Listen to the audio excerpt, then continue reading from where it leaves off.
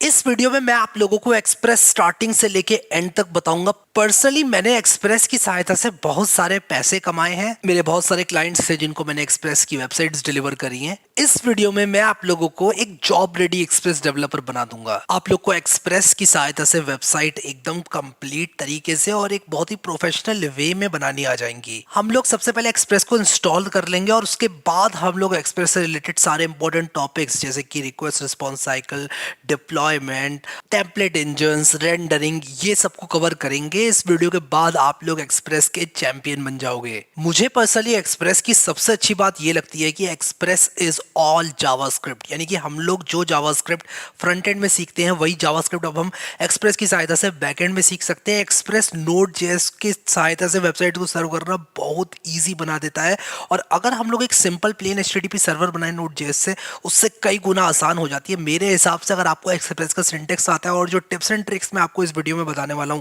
वो अगर आपको आती है तो एक्सप्रेस में वेबसाइट बनाना बच्चों का खेल है। आगे बढ़ने से पहले रिक्वेस्ट करूंगा कि आप लोग इस वीडियो को लाइक करें और नीचे कमेंट करें this express course is helpful, अगर आप लोग को लगता है कि ये कोर्स आप लोगों के लिए हेल्पफुल होने वाला है।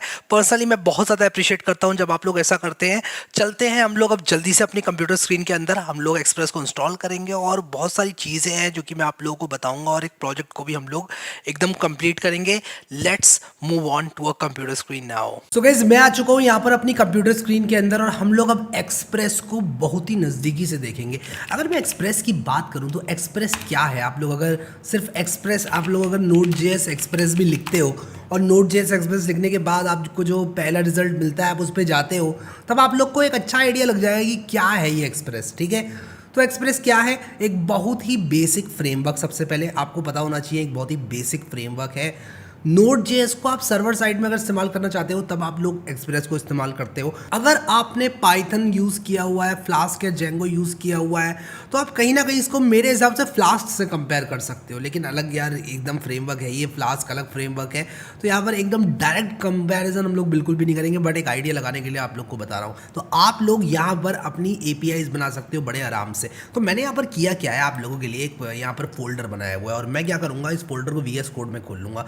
अगर आप लोग को नहीं पता वीएस कोड क्या होता है तो आप लोग नया लिंक खोलकर वीएस कोड इंस्टॉल लिख दो और उसके बाद यहाँ पर जो नई टैब खोल के, यानी कि ये जो code.visualstudio.com ये जो वेबसाइट है, इसको खोल के आप अपने प्लेटफॉर्म के हिसाब से डाउनलोड कर लो विजुअल स्टूडियो कोड को और इंस्टॉल कर लो। ठीक है, हमने कई बार इस चैनल पर किया हुआ है, मैं ज़्यादा टाइम नहीं लेना चाहता आपका, और आपका ये इंस्टॉल हो जाएगा। अब एक बार ये इंस्टॉल हो जाता है तो आपको क्या करना है, एक एक्सटेंशन इंस्टॉल करना है। अगर आप चाहते हो मेरे जैसा थीम आपका हो जाए तो आपको एक एक्सटेंशन इंस्टॉल करना है जिसका नाम है जेलीफिश थीम। और बहुत सारे लोग पूछते हैं कौन सा थीम इस्तेमाल कर रहे हो, जेलीफिश। मैं बदलता रहता हूँ थीम। जेलीफिश थीम को यूज़ करना कोई इतना ज़रूरी नहीं है, बस मैं बता रहा हूँ। बहुत सारे लोग पूछते रहते हैं मेरे से कौन सा थीम यूज़ करो, तो मैंने इसलिए बता दिया। तो ये जो एक्सप्रेस है इसके बारे में हम लोग डिस्कशन को रखेंगे।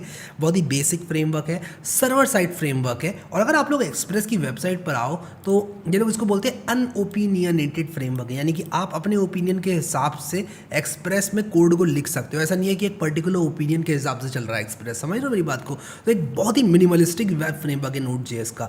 इंस्टॉल कैसे करोगे आप लोग? सबसे पहले तो आप लोग अपना एक npm प्रोजेक्ट बना लो यहाँ पर। ठीक है, तो मैं क्या करूँगा, टर्मिनल को लेकर आऊँगा ऊपर की तरफ।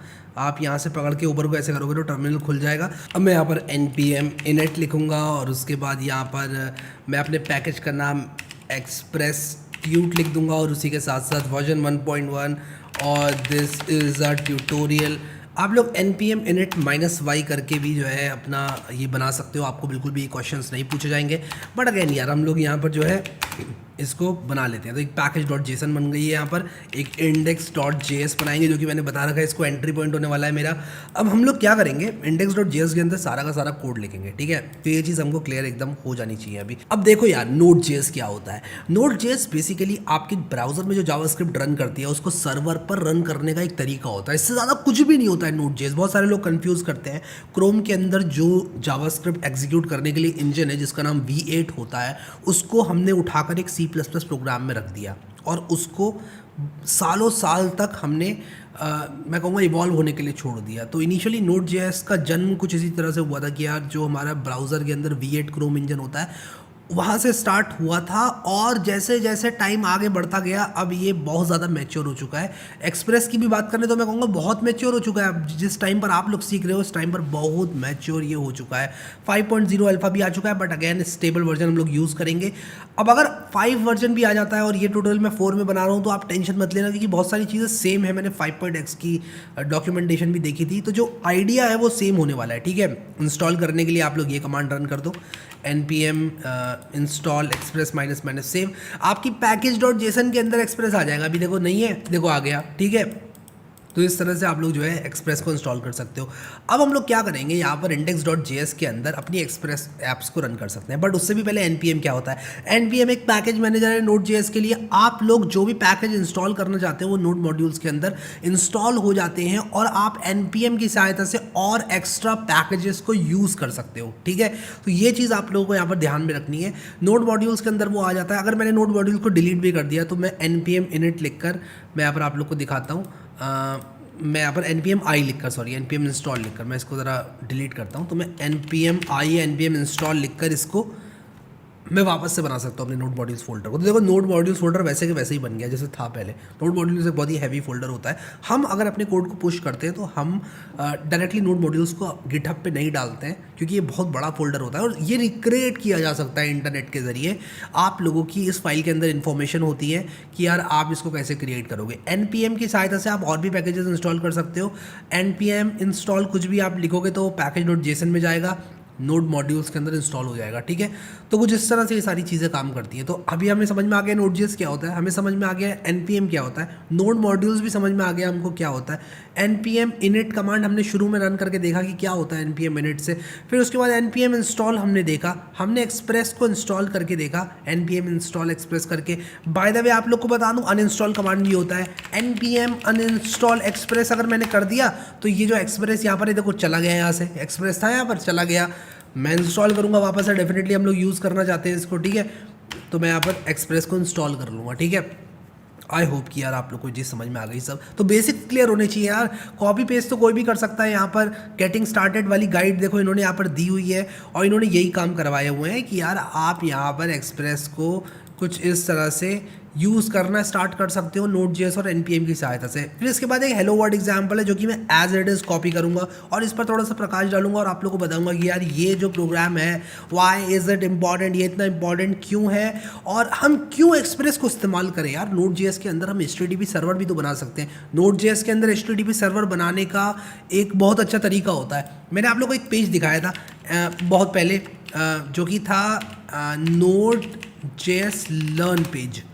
तो Node.js का लर्न पेज है, nodejs.dev/learn था वो। हाँ, बहुत मज़ेदार पेज है यार, मतलब क्या तारीफ़ें करूँ इसकी, जितनी करूँ तारीफ़ें उतनी कम है इस पेज की।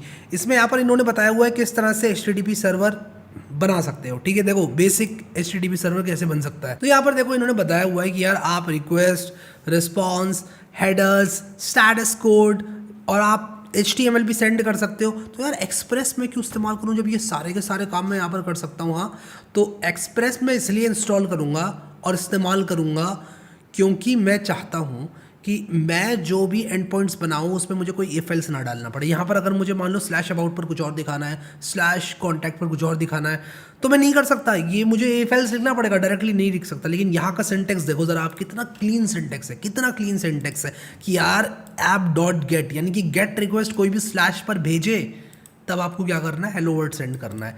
मैं इसी का एक और एंड पॉइंट बना सकता हूँ। मैं कह सकता हूँ कि यार app.get/about, तो मुझे क्या करना है, रेस्ट डॉट यहाँ पर सेंड करना है अबाउट। ठीक है, मैं यहाँ पर अबाउट सेंड कर सकता हूँ और यहाँ पर मैं इसको ज़रा रन करके आप लोग को दिखाता हूँ। बाय द वे अगर Node.js इंस्टॉल नहीं करा है, बहुत सारे लोगों ने नहीं करा होगा मुझे पता है, तो यार Node.js को इंस्टॉल ज़रूर कर लेना। ठीक है, डाउनलोड कर लेना Node.js को और इंस्टॉल कर लेना। ठीक है, तो आप यहाँ पर विंडोज़ इंस्टॉलर पर क्लिक करके ये फाइल डाउनलोड करना है, इसको रन कर लेना। और थोड़ा सा टाइम ले लेता है, स्लो कंप्यूटर्स में तो और भी टाइम ले लेता है। इंस्टॉल कर लेना, इसको ज़रूर से मिस मत करना, इंस्टॉल कर लेना। ठीक है, इंस्टॉल करने के बाद रन करना, फिर चलेगा ये। ठीक है, यहाँ पर आप लोग देख सकते हो एग्जाम्पल ऐप लिसनिंग एट ये। अब मैं इस URL पर जाऊँगा अगर, तो ये देखो मुझे हेलो वर्ड देखने को मिल रहा है। अगर मैं इस URL/about पर जाऊँगा तो आप लोग देखो यहाँ पर मुझे अबाउट देखने को मिल रहा है। अगर मैं इस URL/contact पर जाऊँगा तो मुझे कैन नॉट गेट कॉन्टैक्ट देखने को मिल रहा है। और एक चीज़ दिखाऊँ आपको, बड़ी मज़ेदार चीज़ है, मैं इसको रिलोड करता हूँ। देखो इसने स्टेटस कोड ऑटोमेटिकली सेंड कर दिया 404, इसने स्टेटस कोड को ऑटोमेटिकली सेंड कर दिया। मैं अगर मैनुअली स्टेटस कोड को लिखता 404 को यहाँ पर, तो मुझे ज़रा सोचो मुझे कितना कस्टम कोड लिखना पड़ता कि यार कोई भी एंड पॉइंट अगर फाउंड नहीं है तो 404 भेज दो। समझ रहे हो कितनी मेहनत है। और यहाँ पर देखो सारे के सारे हेडर्स, सारे के सारे कंटेंट टाइप, ये सब चीज़ें एक्सप्रेस खुद कर रहा है। तो एक्सप्रेस एक फ्रेमवर्क है जो कि आपका बहुत टाइम बचाता है, ठीक है। तो ये चीज़ आप लोग को जो है याद रखनी है। तो हमने सीख ली ये सब चीज़ें, बेसिक चीज़ें हमने एक्सप्रेस के बारे में सीख ली जो कि आप सबको आनी चाहिए।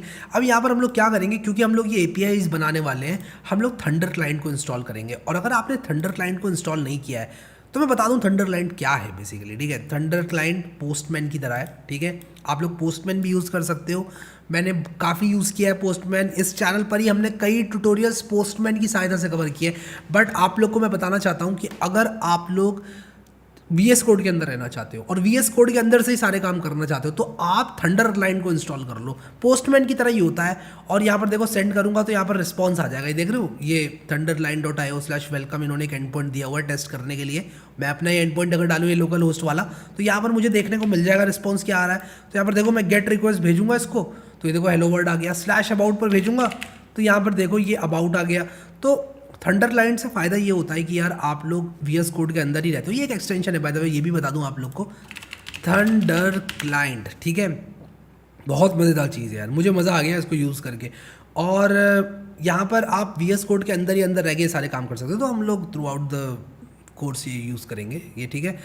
तो आई होप कि ये सब चीज़ें आपको समझ में आ रही हैं। पोस्टमैन भी आप लोग इस्तेमाल कर सकते हो। बहुत सारे लोग ऐसे हैं जिस कंपनी में वो लोग काम कर रहे हैं वहाँ पोस्टमैन यूज़ होता है, या फिर अगर आपके कॉलेज में पोस्टमैन यूज़ करवाया जा रहा है फॉर सम रीज़न और आप इसी में रहना चाहते हो, आप कह रहे हो यार कि नहीं यार थंडर क्लाइंट में अभी मैं नहीं आना चाहता, मैं पोस्टमैन यूज़ करना चाहता हूँ क्योंकि मेरी कंपनी वाले पोस्टमैन यूज़ करते हैं, मेरे स्कूल में पोस्टमैन सिखाया जा रहा है। तो कोई बात नहीं यार, पोस्टमैन यूज़ कर लो, मुझे कोई दिक्कत नहीं है। मैं तो बस ये आपको बता रहा हूँ कि यार यहाँ पर आप VS कोड के अंदर ही अंदर रहोगे, कम टैब स्विच करोगे, कम रैम खिलाओगे ऐप्स को, ठीक है। और आपके पास ज़्यादा रैम बचेगी, कंप्यूटर तेज़ काम करेगा। तो इसीलिए ये बहुत ही मज़ेदार एक्सपीरियंस है थंडर क्लाइंट, ठीक है। मज़ा आ जाता है करना इंस्टॉल। और जब नई टैब में यहाँ पर आप अपने कोड लिखते लिखते ही टेस्ट करते हो API को, मज़ा आ जाता है, भरोसा करो, ठीक है। तो यहाँ पर आई होप कि आपको समझ में आ गई। अब मान लो कि मैं एक फ़ाइल सेंड करना चाहता हूँ, मान लो मेरे पास एक HTML फाइल है, मतलब एक बहुत ही बेसिक स्टैटिक ऐप अगर मैं आपको बनवाऊँ, कैसे बनवाऊंगा मैं, देखो res.send अबाउट मैंने यहाँ पर किया। अगर मान लो मेरे पास कुछ टेम्पलेट्स होती, मान लो कुछ टेम्पलेट्स होती, लेट अस से index.html, ठीक है।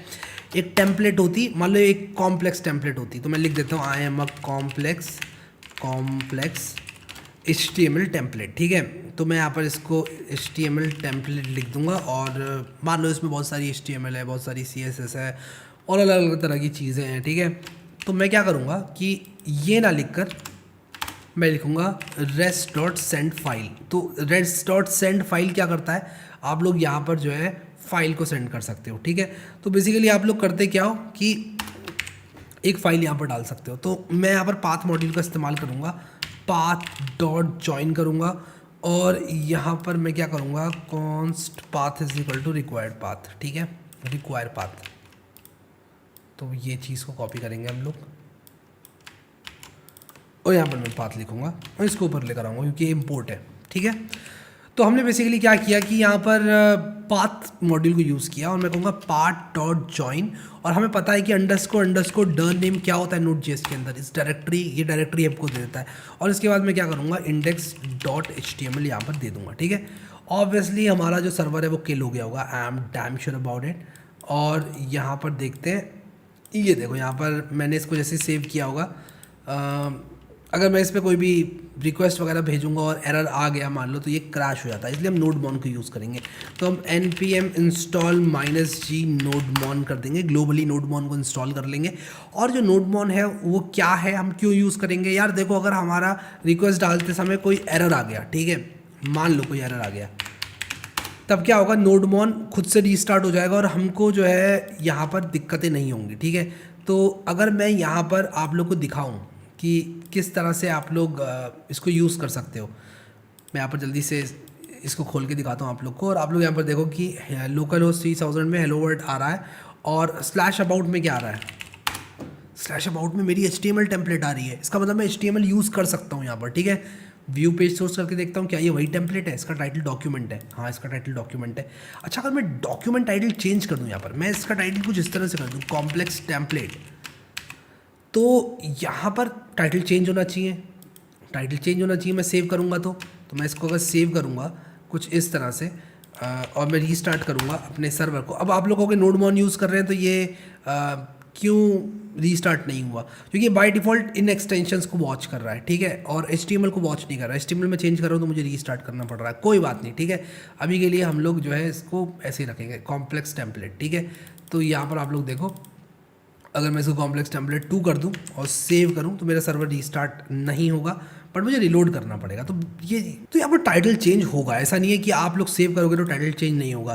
तो ये एक्सटेंशंस अगर चेंज होती हैं तब ये सर्वर को रीस्टार्ट करेगा। अगर HTML चेंज हो रही है तो ये सर्वर को रीस्टार्ट क्यों करेगा यार, क्योंकि ये जो फाइल है तो डायनामिकली रीड हो रही है। मैं इस फाइल को चेंज भी कर दूंगा तो मुझे रिलोड करना पड़ेगा। ये ऑब्वियसली ये लाइव रिलोड करके हमें नहीं देगा, बट यहाँ पर अगर हम टाइटल चेंज करके रिलोड करेंगे तो वो चेंज होगा, ठीक है। तो ये चीज़ हम लोग को समझनी पड़ेगी। अब ये हो गया हमारा एक बेसिक स्टैटिक वेबसाइट बनाने का तरीका। तो आई होप कि आप लोग एक बेसिक स्टैटिक वेबसाइट बना पाओगे। अब हम लोग क्या करेंगे, बूटस्ट्रैप को देखेंगे। थोड़ा सा मैं आपको बूटस्ट्रैप के बारे में बताऊं। बूटस्ट्रैप क्या है, कॉपी पेस्ट। क्या है बूटस्ट्रैप, कॉपी पेस्ट। बूटस्ट्रैप है कॉपी पेस्ट, ठीक है। बहुत ही सिंपल सी बात है, ठीक है। मैंने पेस्ट कर दिया यहाँ पर कॉपी करके। अब मैं क्या कर सकता हूँ, बूटस्ट्रैप के कुछ कंपोनेंट्स को यूज़ कर सकता हूँ। आप लोग देख रहे हैं यहाँ पर, मैं अगर स्लैश अबाउट वाले पेज को रिलोड करूँगा तो यहाँ पर देखो हेलो वर्ल्ड आ गया, ये बूटस्ट्रैप है, ठीक है। मैं यहाँ पर बूटस्ट्रैप के कंपोनेंट्स को यूज़ कर सकता हूँ। मैं आ सकता हूँ कंपोनेंट में, मैं नैव बार में आ सकता हूँ और नैव बार के अंदर आके मैं ये नैव बार कॉपी कर सकता हूँ और मैं यहाँ पर H1 की जगह नैव बार डाल सकता हूँ और मेरी स्टैटिक वेबसाइट बन जाएगी। अब आप लोग मुझे यार ये बताओ, क्या आप Node.js की सहायता से, नोड और एक्सप्रेस की सहायता से क्या आप एक स्टैटिक ऐप बना सकते हो या नहीं बना सकते हो, ये आप मुझे बताओ ज़रा। आप डेफिनेटली अब बना सकते हो। आप लोग यहाँ पर अपनी पोर्टफोलियो वेबसाइट बना सकते हो बहुत ही आराम से एक्सप्रेस की सहायता से।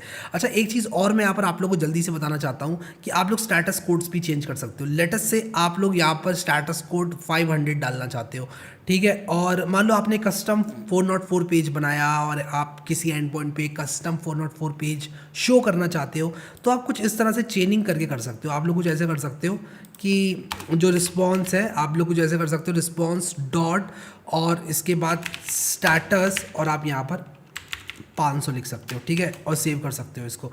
अब देखो मैं इसको रिलोड करूँगा, अगर मैं यहाँ पर ज़रा व्यू पेज सोर्स करता हूँ, सॉरी इंस्पेक्ट करता हूँ और नेटवर्क में जाता हूँ। अरे यार इंस्पेक्ट करना है, नेटवर्क में जाना है, रिलोड करना है और यहाँ पर देखो इसने सर्वर कोड 500 भेजा है। ऑब्वियसली मैं 500 सर्वर कोड नहीं भेजने जाता। 500 सर्वर कोड जो होता है वो इंटरनल सर्वर एरर का होता है। मैं क्यों चाहूँगा कि यार मेरे यूज़र्स को 500 एरर मिले, बट यहाँ पर हम लोग क्या करेंगे कि इस चीज़ को ठीक कर लेंगे, ठीक है। अब यहाँ पर अगर आपको जेसन सेंड करनी है तो आप जेसन भी सेंड कर सकते हो। मैं बहुत ही बेसिक सी जेसन आप लोग को सेंड करके दिखाऊंगा। आप लोग res.json कुछ इस तरह से कर सकते हो और यहाँ पर जो जेसन है वो आप लोग डाल सकते हो। जैसे मान लो मैं हैरी और 34 कुछ इस तरह से भेज रहा हूँ, ठीक है। और ये हम लोग काफ़ी इस्तेमाल करेंगे, बहुत ज़्यादा इस्तेमाल करेंगे, क्योंकि यार देखो मैं इसको ज़रा आपको दिखाता हूँ रिलोड करके। देखो ये जेसन यहाँ पर आ गई। अब एक्सप्रेस की एक बहुत बढ़िया बात पता है क्या है, ये देखो कंटेंट टाइप ऑटोमेटिकली सेट कर देता है, रिक्वायर्ड हेडर्स को ऑटोमेटिकली सेट कर देता है। अब आप में से कई लोग कहोगे यार ये रॉ पार्स्ड ये क्यों आ रहा है, मेरा तो नहीं आ रहा है ये। तो यार मैंने कर रखी है एक एक्सटेंशन इंस्टॉल जिसका नाम है जेसन फॉर्मेटर। क्या नाम है, जेसन फॉर्मेटर। कर लेना इंस्टॉल, क्योंकि बड़ी बड़ी जेसन्स को पार्स करना आसान बना देता है ये हमारे लिए, ठीक है। तो आपके लिए बहुत ईजी पड़ेगा अगर आपने इस एक्सटेंशन को इंस्टॉल करके कुछ इस तरह से यूज़ किया। हाँ आप रॉ डेटा देखना चाहते हो तो जैसे सेंड किया गया है सर्वर द्वारा वो आपको देखने को मिल जाएगा। पार्स्ड आप देखना चाहते हो तो पार्स हुआ हुआ डेटा आपको मिलेगा। आप इस तरह से कोलैप्स वगैरह कर सकते हो, कितना आइटम्स किस कोलैप्स्ड पर्टिकुलर जो भी आपका है ऑब्जेक्ट या फिर एरे उसके अंदर कितने आइटम्स है ये भी बताता है ये, ठीक है। तो बहुत बढ़िया चीज़ है, बड़ी बड़ी जेसन्स के लिए बहुत काम आने वाला है, ठीक है। सो आई होप कि ये चीज़ आपको समझ में आ गई। एंड ऑब्वियसली हम लोग अपनी सारी की सारी APIs थंडर क्लाइंट में टेस्ट करेंगे, ठीक है।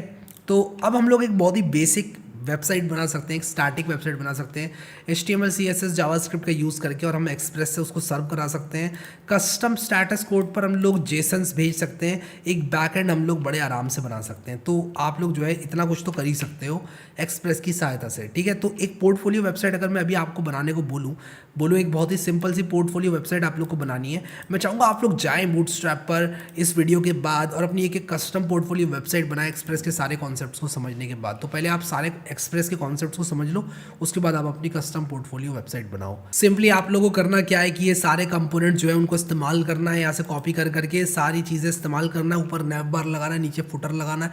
ये सारे काम आप लोग करोगे तो बहुत आसान हो जाएगा आप लोगों के लिए अपनी कस्टम पोर्टफोलियो वेबसाइट्स बनाना, ठीक है। तो अब हम लोग क्या करेंगे, आगे बढ़ेंगे और एक्सप्रेस के बारे में और चीज़ें देखेंगे। सो गाइस यहाँ पर काफ़ी चीज़ें हम लोगों ने देखी, और अब यहाँ पर मैं आप लोगों को बताने जा रहा हूँ कि अगर एक फोल्डर है हमारे पास, मान लो हमारे पास एक स्टैटिक फोल्डर है और हम उसको सर्व करना चाहते हैं एक्सप्रेस की सहायता से, तो वो चीज़ कैसे करेंगे हम लोग। तो मैं आप लोग को उसका पूरा तरीका बताता हूँ कि वो चीज़ कैसे की जाती है। तो मान लो हमारे पास एक पब्लिक HTML फोल्डर है, ठीक है। तो पब्लिक के नाम से मैं बना रहा हूँ, और देखो यहाँ पर ये जो आइकॉन्स की जो मैं एक्सटेंशन यूज़ कर रहा हूँ, उसने यहाँ पर एक पब्लिक वाला जो हमारा जो ग्लोब होता है ना, जो कि www का आपने अगर लोगो देखा हो तो उस तरह का यहाँ पर कुछ बन के आगे डिनोट कर रहा है कि भाई पब्लिक HTML जो है, जो कि पब्लिक को सर्व करी जाएगी, वो इसके अंदर डाल दूँ। अब मान लो इसके अंदर मैं डाल देता हूँ कुछ फाइल्स, जैसे मान लो index.html, ठीक है। और यहाँ पर मान लो मैंने डाल दिया दिस इज़ इंडेक्स, ठीक है, दिस इज़ इंडेक्स, ठीक है। और यहाँ पर मान लो मैंने div.container डाला, और यहाँ पर मैं lorem 34 लिख रहा हूँ। एक बहुत ही सिंपल सी साइट बना दी मैंने, बस ये चेक करूँगा कि ये पब्लिक फोल्डर एक्चुअल में काम भी कर रहा है कि नहीं कर रहा है। तो मैं अगर यहाँ पर सर्व करना चाहता हूँ इस पब्लिक फोल्डर को, तो मैं क्या करूँगा, यहाँ पर देखो पाथ तो मैंने ऑलरेडी इंपोर्ट कर ही रखा है। यहाँ पर मैं अब इस्तेमाल कर सकता हूँ app.use को, और जब मैं कहता हूँ app.use का मतलब एक मिडलवेयर। तो एक्सप्रेस के अंदर एक मिडलवेयर का कॉन्सेप्ट होता है। तो एक्सप्रेस मिडलवेयर जो होते हैं वो एक फंक्शन होते हैं जो कि रिक्वेस्ट और रिस्पॉन्स ऑब्जेक्ट्स की एक्सेस को रखते हैं, और वो उसको चेंज कर सकते हैं, यानी कि रिक्वेस्ट और रिस्पॉन्स दोनों ऑब्जेक्ट्स उनके पास होते हैं। तो किस तरह से यहाँ पर एक सिंपल सा मिडलवेयर जो कि हमारा express.static है उसको हम यूज़ कर सकते हैं, आप लोग देखो। तो मैं यहाँ पर लिखूँगा express.static, और इसके बाद मैं यहाँ पर डायरेक्टरी दे दूँगा। तो मैं यहाँ पर लिखूँगा part.join, और मैं ज्वाइन करूँगा _ डर नेम को पब्लिक से, ठीक है। And obviously this public will be a string, क्योंकि पब्लिक कोई वेरिएबल नहीं है, _ डर नेम एक वेरिएबल है, ठीक है। तो अगर यहाँ पर मैं आप लोगों को लेकर चलूँ अपने इस लोकल होस्ट, मैं यहाँ से खोलूँगा इसको, लोकल होस्ट 3000 पर लेकर चलूँ, तो ये देखो ये पब्लिक वाला जो हमारा पब्लिक फोल्डर है वो अब हम सर्व कर रहे हैं, ठीक है।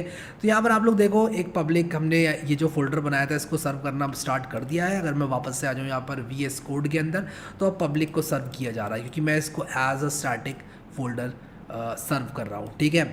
अगर मैं यहाँ पर स्लैश में आ जाऊँ, यहाँ पर स्लैश अबाउट में आ जाऊँ, सॉरी, अगर मैं यहाँ पर स्लैश अबाउट में आ जाऊँ तो मुझे ये अबाउट वाला एंड पॉइंट मिल जाएगा। और ऑब्वियसली अगर मैं यहाँ पर जो स्लैश वाला एंड पॉइंट है उसमें हेलो वर्ल्ड भेजना चाहता हूँ, तो मुझे यहाँ पर कुछ और लिखना पड़ेगा। जैसे मान लो मैं हेलो लिख सकता हूँ, मैं सेव कर रहा हूँ तो ये रीस्टार्ट हो जा रहा है नोड मॉन के कारण। तो अब मैं अगर यहाँ पर अपना ब्राउज़र खोलूँ और यहाँ पर मैं स्लैश हेलो लिखूँ, हेलो, और मैं एंटर मारूँ तो यहाँ पर हेलो वर्ड लिख कर आ गया, ठीक है। तो ये इस तरह से हमारी जो APIs हैं वो हम लोग बना सकते हैं। आई होप आपको ये चीज़ बहुत ही क्लियरली समझ में अभी तक आ गई होगी। अब अगर आपको अपने मिडलवेयर्स लिखने हैं तो आप अपने मिडलवेयर्स भी लिख सकते हो। तो मैं आपको एक बहुत ही सिंपल सा मिडलवेयर लिख कर दिखाऊँगा। आप मान लो मैं इसका नाम हैरी मिडलवेयर देता हूँ, और मैं इसको एक एरो फंक्शन बनाऊँगा, और ये जो एरो फंक्शन है ये 3 चीज़ें लेगा, एक तो रिक्वेस्ट और रिस्पॉन्स और एक नेक्स्ट। अब ये नेक्स्ट क्या है ये मैं आप लोग को अभी बताऊंगा, बट रिक्वेस्ट एंड रिस्पॉन्स आपको मालूम है, रिक्वेस्ट वो है जो आ रही है, रिस्पॉन्स वो है जो जा रहा है। तो रिस्पॉन्स को जाते वक्त भी ये ऑल्टर कर सकता है, और यहाँ पर रिक्वेस्ट जो होती है हमारी जो आ रही है उसके सारे पैरामीटर्स का भी एक्सेस रखता है। तो मैं अगर यहाँ पर रिक्वेस्ट को चेंज करना चाहता हूँ या मैं console.log रिक्वेस्ट करना चाहता हूँ तो मैं यहाँ पर कर सकता हूँ। आप शायद ही अपना मिडलवेयर आप बनाएंगे, बट अगर आप लोग बनाना चाहते हैं तो आप लोग कुछ इस तरह से कर सकते हैं। अब ऑब्वियसली मुझे यहाँ पर यूज़ के अंदर ये हैरी मिडलवेयर डालना पड़ेगा, तभी मैं इस मिडलवेयर को यूज़ करूँगा। तो मैं यहाँ पर हैरी मिडलवेयर डाल दूंगा। मैंने इसको रीस्टार्ट किया है। अब मैं इसको अगर हिट करूँगा तो आप लोग यहाँ पर देखो, ये जो console.log रिक्वेस्ट मैंने किया था वो यहाँ पर आ गया है, ठीक है। तो middlewares in most of the cases हम लोग यूज़ करते हैं, बनाते नहीं हैं, बट अगेन आप लोग बना भी सकते हैं। अगर आप लोग बनाना चाहते हैं तो बना भी सकते हैं, एक आप एडवांस एक्सप्रेस यूज़र के तौर पर, ठीक है। तो मैं अभी इस चीज़ को app.use हैरी मिडलवेयर इसको कमेंट आउट करूँगा। आई होप आप लोग समझ गए कि मिडलवेयर्स किस तरह से काम करते हैं। अब जब हमारा मिडलवेयर रन हो रहा होता है तब हम चाहते हैं कि अगर हमने एक से ज़्यादा मिडलवेयर यूज़ किए हुए हैं तो अगला वाला मिडलवेयर रन हो। इसीलिए कभी भी हम मिडलवेयर बनाते हैं तो उसके बाद एक नेक्स्ट फंक्शन होता है, उसको हम रन कर देते हैं, क्योंकि हम चाहते हैं कि हैरी मिडलवेयर के बाद वाला मिडलवेयर इसके बाद रन हो, ठीक है। तो इसलिए हम लोग इस तरह से नेक्स्ट लिख देते हैं। बट अगेन हम इसको जल्दी से कमेंट आउट करेंगे और हम लोग यहाँ पर जो बिल्ट इन मिडलवेयर्स हैं उनको इस्तेमाल करेंगे। I hope that make sense और आपको समझ में आ गया। अब हम लोग यहाँ पर बात करेंगे कि अगर हम लोग चाहते हैं एक पैरामीटर देना, फॉर एग्जांपल अगर मैं यहाँ पर हेलो के साथ साथ नेम देना चाहता हूँ और मैं हेलो वर्ड के बाद एक नेम को भी प्रिंट करना चाहता हूँ, तो मैं किस तरह से करूँगा। अब एक बार आपने इस तरह के पैरामीटर्स बना लिए तो उसको आप इस्तेमाल कैसे करोगे, ये आपका सवाल होगा। तो नेम टू अगर आप लोग यहाँ पर मान लो नेम नाम का मैंने एक नेम नाम का मैंने ये बनाया, ठीक है, नेम और नेम टू नाम का बनाया, तो मैं जब इसको इस्तेमाल करना चाहूँगा तो मैं request.params.name कर दूंगा और ये जो नेम पैरामीटर है वो यहाँ पर आ जाएगा। तो अब मैं अगर इसको रिलोड करूँगा तो यहाँ पर ये कह रहा है invalid status code hello word. Okay, तो यहाँ पर मैंने गड़बड़ कर दी, मुझे आप प्लस यूज़ करना चाहिए कि मैं हेलो वर्ड के साथ साथ ये चीज़ सेंड करना चाहता हूँ। तो इसको मैं रिलोड करूँगा यहाँ पर, तो देखो हेलो वर्ड हैरी आ गया। अगर मैं यहाँ पर हेलो वर्ड लविश लिखूँगा तो हेलो वर्ड लविश आ गया। अगर मैं यहाँ पर कीर्ति लिखूँगा तो कीर्ति आ गया। मैं यहाँ पर संस्कृति लिखूँगा संस्कृति तो संस्कृति आ गया, ठीक है। मैं पूजा लिखूँगा तो पूजा आ गया। यू गॉट द पॉइंट यार, बहुत समझदार हो, ठीक है। अब यहाँ पर हम लोग क्या करेंगे कि अगले कॉन्सेप्ट को देखेंगे और ये देखेंगे कि कभी भी हमको अगर इन पैरामीटर्स को सेंड करके एक ब्लॉग पोस्ट को फैच करना है, या फिर मान लो आप लोगों को आपका एक डेटाबेस है उससे एक पर्टिकुलर की वैल्यू पेयर निकालना है, तो वो सारे काम आप कर सकते हो, ठीक है। ये चीज़ तो आपको समझ में आ गई। तो आई होप कि ये चीज़ आपको क्लियर है। अब अगर मान लो मैं एक ऐप बनाना चाहता हूँ, एक यानी कि वेबसाइट बनाना चाहता हूँ, एक एक्सप्रेस ऐप बनाना चाहता हूँ जो कि लेटस से एक डेटा स्टोर में से कुछ ब्लॉग पोस्ट को निकालती है, और मान लो वो जो डेटा स्टोर्स है वो मेरा जेसन के फॉर्म में है, तो मैं वो सारी की सारी चीज़ें सर्व कर सकता हूँ। आई होप कि ये चीज़ आप लोग को समझ में आ गई। तो एक काम करते हैं हम लोग, हमने यहाँ पर अभी जो बनाया ये जो एक्सप्रेस का इंट्रोडक्टरी ऐप, उसको हम कर देंगे बंद, क्योंकि हमने फैला दिया उसमें बहुत सारा रायता, ठीक है। हम इसी के साथ साथ क्या करेंगे कि एक नया फोल्डर बनाएंगे और उसका नाम रखेंगे ब्लॉग, ठीक है। और ब्लॉग भी नहीं रखेंगे, ब्लॉग एक्सप्रेस लिखेंगे, ठीक है। जैसे राजधानी एक्सप्रेस वैसे ही हमारा blog express. Open with code करूँगा, ठीक है। ओपन विद कोड करने के बाद मैं यहाँ पर आप लोग को दिखाता हूँ कि हम लोग पूरा स्क्रैच से स्टार्ट करेंगे, ठीक है। और इसको बहुत अच्छी तरह से बनाएंगे और npm init करूँगा, इनिशियलाइज करूँगा। इसका नाम ब्लॉग एक्सप्रेस ही रहने देता हूँ, पैकेज का वर्जन 1.0.0 रहने देता हूँ। This is a blog we created during code with Harry express course, ठीक है। एंट्री पॉइंट index.js रहेगा। टेस्ट कमांड अभी मैं नहीं लिख रहा हूँ, गिट रिपोजिटरी भी अभी नहीं डाल रहा हूँ, कीवर्ड भी नहीं डाल रहा हूँ। ऑथर में हैरी डाल देता हूँ, लाइसेंस को ऐसे ही रहने देते हैं, येस पे क्लिक करते हैं। पैकेज.json बन गई है, index.js भी बना देते हैं। और बहुत सारी चीज़ें मालूम है, मैं बहुत सारी चीज़ें जो है यहाँ से कॉपी पेस्ट करूँगा। कहाँ से? अरे यहाँ से ही, ठीक है। तो मैं क्या करूँगा कि इसको बहुत ही अच्छी तरह से स्ट्रक्चर करूँगा ताकि आप लोग को एक अच्छा आइडिया लग जाए कि यार एक प्रोडक्शन ऐप बनाना है तो किस तरह से बनाई जाए, ठीक है। तो ये मिडलवेयर जो मैंने यूज़ किए हुए इन सबको मैं हटाऊँगा और मैं करूँगा क्या कि एक फ़ोल्डर बनाऊँगा सबसे पहले स्टैटिक। इसके अंदर मैं सारी की सारी स्टैटिक एसेट्स रखूँगा, जैसे जावास्क्रिप्ट और उसी के साथ साथ मेरी CSS, ये सारी चीज़ें मैं स्टैटिक के अंदर रखूँगा। और मैं यहाँ पर कुछ इस तरह से स्टैटिक फोल्डर को सर्व करूँगा, ठीक है। अब यहाँ पर मैं क्या करूँगा, कुछ एंड पॉइंट्स बनाऊँगा। एक तो मेरा स्लैश एंड पॉइंट होगा। स्लैश एंड पॉइंट क्या करेगा, मेरा स्लैश एंड पॉइंट मेरा होम पेज को सर्व करेगा। तो मैं इस तरह से स्लैश करूँगा और मैं सेंड नहीं सेंड फाइल करूँगा, ठीक है। तो मैं रिस्पॉन्स डॉट सेंड फाइल करूँगा। और जिस तरह से यहाँ पर हम लोगों ने देखा था कि हम सेंड फाइल करके एक फ़ाइल को सेंड कर सकते हैं, यहाँ पर हमने देखा था part.join करके हमने कुछ इस तरह से करी थी। तो हम क्या करेंगे, एक फ़ोल्डर बनाएंगे, उसका नाम रखेंगे टेम्पलेट्स, ठीक है। और टेम्पलेट्स यहाँ पर टेम्पलेट्स रख देंगे इसका नाम, ठीक है। फोल्डर बनाना था, फाइल बना दी मैंने, कोई बात नहीं, डिलीट करके दोबारा भी बना सकते हैं, ठीक है। तो ये टेम्पलेट्स मैंने यहाँ पर कुछ इस तरह से बना दी, इसको मैं सेव करूँगा index.js को। अब यहाँ पर देखो मैं क्या करूँगा, जो मेरा राउटर है ना उसको मैं सेपरेट कर दूँगा। अब आप में से ये लोग सोचोगे यार राउटर को सेपरेट कर दूँगा का क्या मतलब है। तो राउटर को सेपरेट कर देने का मतलब ये है यार कि मेरा जो राउटर है, अभी यहाँ पर अगर मैंने सारे राउट्स लिख दिए तो बहुत सारा रायता फैल जाएगा, मैं नहीं चाहता बहुत सारा रायता फैले। मैं करूँगा क्या कि एक राउटर नाम से फ़ोल्डर बनाऊँगा, और या फिर राउट्स के नाम से फ़ोल्डर बनाऊँगा, और इसके अंदर मैं क्या करूँगा, एक अपनी blog.js फाइल बनाऊँगा। अब मान लो मेरे पास कुछ ब्लॉग के जो मेरे राउट्स हैं वो हैं, मान लो मैंने कोई शॉप बनाई, उस शॉप के हो सकता है मेरे पास कुछ राउट्स हों, तो मैं क्या करूँगा उन सारे के सारे राउट्स को अलग अलग कर सकता हूँ। अभी के लिए मैं सिर्फ ब्लॉग के बना रहा हूँ, इसलिए मैं blog.js के अंदर डाल रहा हूँ। तो blog.js के अंदर मैं ये सारे के सारे राउट्स डालना चाहता हूँ। तो सबसे पहले मुझे क्या करना पड़ेगा, मैं एक्सप्रेस को लेकर आऊँगा, इन सब चीज़ों को लेकर आता हूँ, जो जो चीज़ें चाहिए होंगी उन चीज़ों को मैं यहाँ पर रख लूँगा, ठीक है। अब मैं इसके बाद क्या करूँगा, इसको मिटाता हूँ, मैं राउटर को लेके आऊँगा, मैं कहूँगा const router is equal to require, क्या रिक्वायर करूँगा मैं, एक्सप्रेस डॉट राउटर, एक्सप्रेस है अपने पास dot router,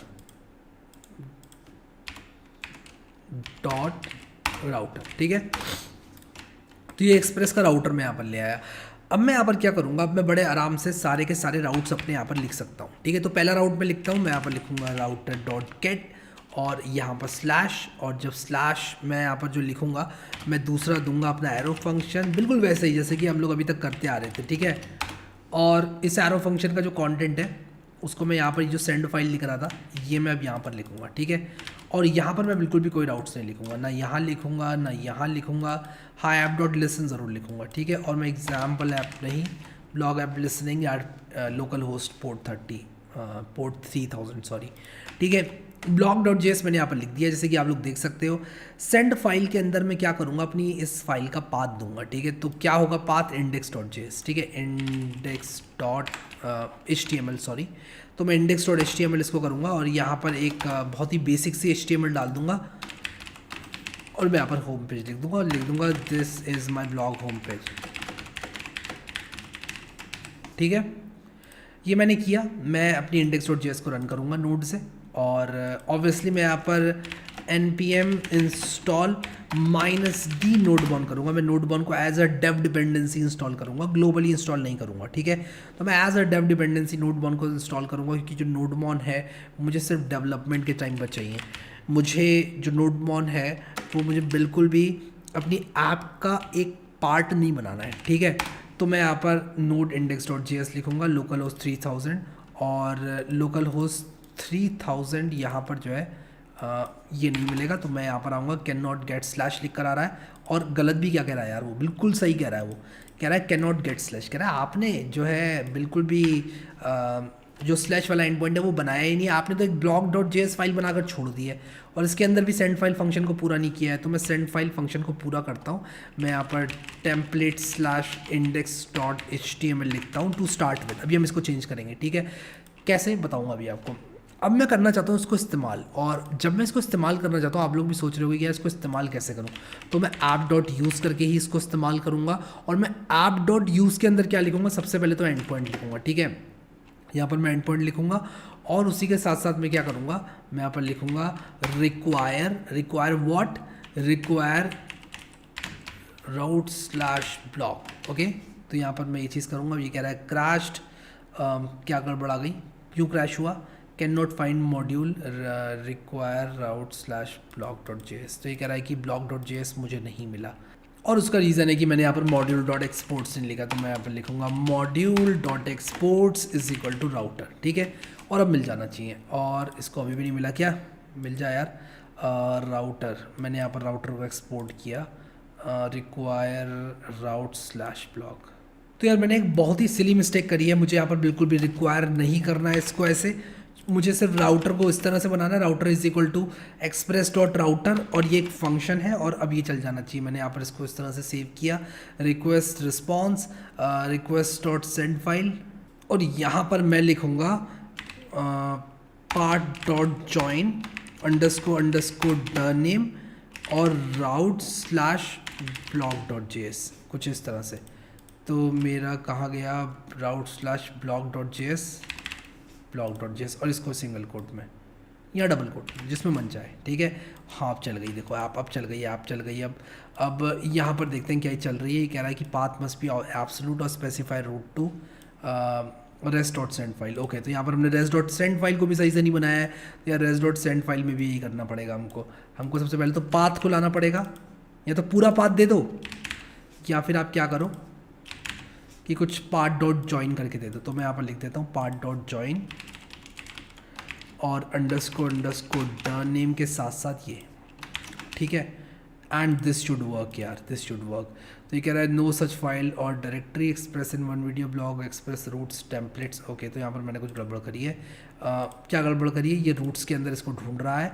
okay, so I got the mistake यार, कि मैं क्या मिस्टेक कर रहा हूँ। तो देखो यार हो क्या रहा है यहाँ पर, ये जो पर्टिकुलर फाइल है ये एक्चुअली रूट्स के अंदर ढूंढ रहा है टेम्पलेट को, बट मेरी ब्लॉग एक्सप्रेस के अंदर डायरेक्टली टेम्पलेट है। तो होता क्या है कि यार जब मैं यहाँ पर जा रहा हूँ, यानी कि मैं जब इस ब्लॉग डॉट जेएस को इंक्लूड कर रहा हूँ, तो जो अंडरस्कोर ड नेम है वो ब्लॉग डॉट जेएस का पाथ है। तो मैं यहाँ पर हूँ, तो मुझे एक कदम बाहर आके टेम्पलेट में घुसना है, तो मैं डॉट डॉट स्लैश करूँगा यहाँ पर इस तरह से। क्यों करूँगा, क्योंकि मुझे एक कदम बाहर आना है। जो ब्लॉग डॉट जेएस है वो रूट्स के अंदर है, मैं रूट्स के अंदर नहीं ढूंढ रहा हूँ इस इंडेक्स डॉट एचटीएमएल को, और ना ही टेम्पलेट को मैं रूट्स के अंदर ढूंढ रहा हूँ। मैं किसके अंदर ढूंढ रहा हूँ, इस आउटर फोल्डर में ढूंढ रहा हूँ। तो आउटर फोल्डर में जाने के लिए मुझे डॉट डॉट स्लैश करना पड़ेगा, and it should definitely work यार। अब मतलब इस रीज़न से तो हमें एरर नहीं मिलेगा। तो देखो this is my blog home page आ गया, ठीक है। तो ये होम पेज हमने बना लिया, बड़ा सिंपल सा होम पेज बना लिया, ठीक है। यहाँ पर आप अपनी HTML डाल देना। HTML कैसे लिखते हैं, मेरे पास दूसरा कोर्स है उस चीज़ के लिए, आप उसको देख लेना, ठीक है। आई होप कि आप लोग को मज़ा आएगा उस चीज़ में, ठीक है। तो आप वो चीज़ ज़रूर देख लेना। HTML जो है मैंने यहाँ पर पूरा कोर्स बना रखा है वेब डेवलपमेंट का, 103 वीडियोस का, और उसमें भी मैंने Node.js बता रखा है एंड में, और एक्सप्रेस भी थोड़ा बहुत बता रखा है, बट यहाँ पर थोड़ा डिटेल में मैं जा रहा हूँ, ठीक है। तो ये चीज़ मैंने कर दी। अब ये मेरा रूट्स हो गया। डेफिनेटली मैं एक अपने ब्लॉग पेज को बनाना चाहूँगा, ठीक है। तो यहाँ पर देखो मैंने क्या किया कि राउटर डॉट गेट ये कर दिया। मैं router dot gate slash block करूँगा, और स्लैश ब्लॉक के अंदर मैं क्या करूँगा, मैं चाहूँगा कि मेरी सारी की सारी जो ब्लॉक्स हैं वो डिस्प्ले हो जाए, ठीक है।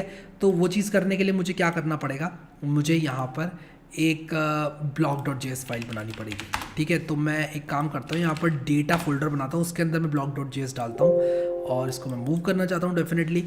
और मैं क्या करूँगा कि जो ब्लॉग डॉट जेएस है मेरी, और इनफैक्ट इसको ब्लॉग डॉट जेएस नहीं ब्लॉग्स डॉट जेएस करता हूँ, उसके अंदर सारे के सारे ब्लॉग्स रहेंगे। इसके अंदर मैं सारे के सारे ब्लॉग्स डाल लेता हूँ, ठीक है। तो मैं क्या करूँगा कि अपनी जेसन के अंदर कुछ इस तरह से ब्लॉग्स डालूंगा, ठीक है।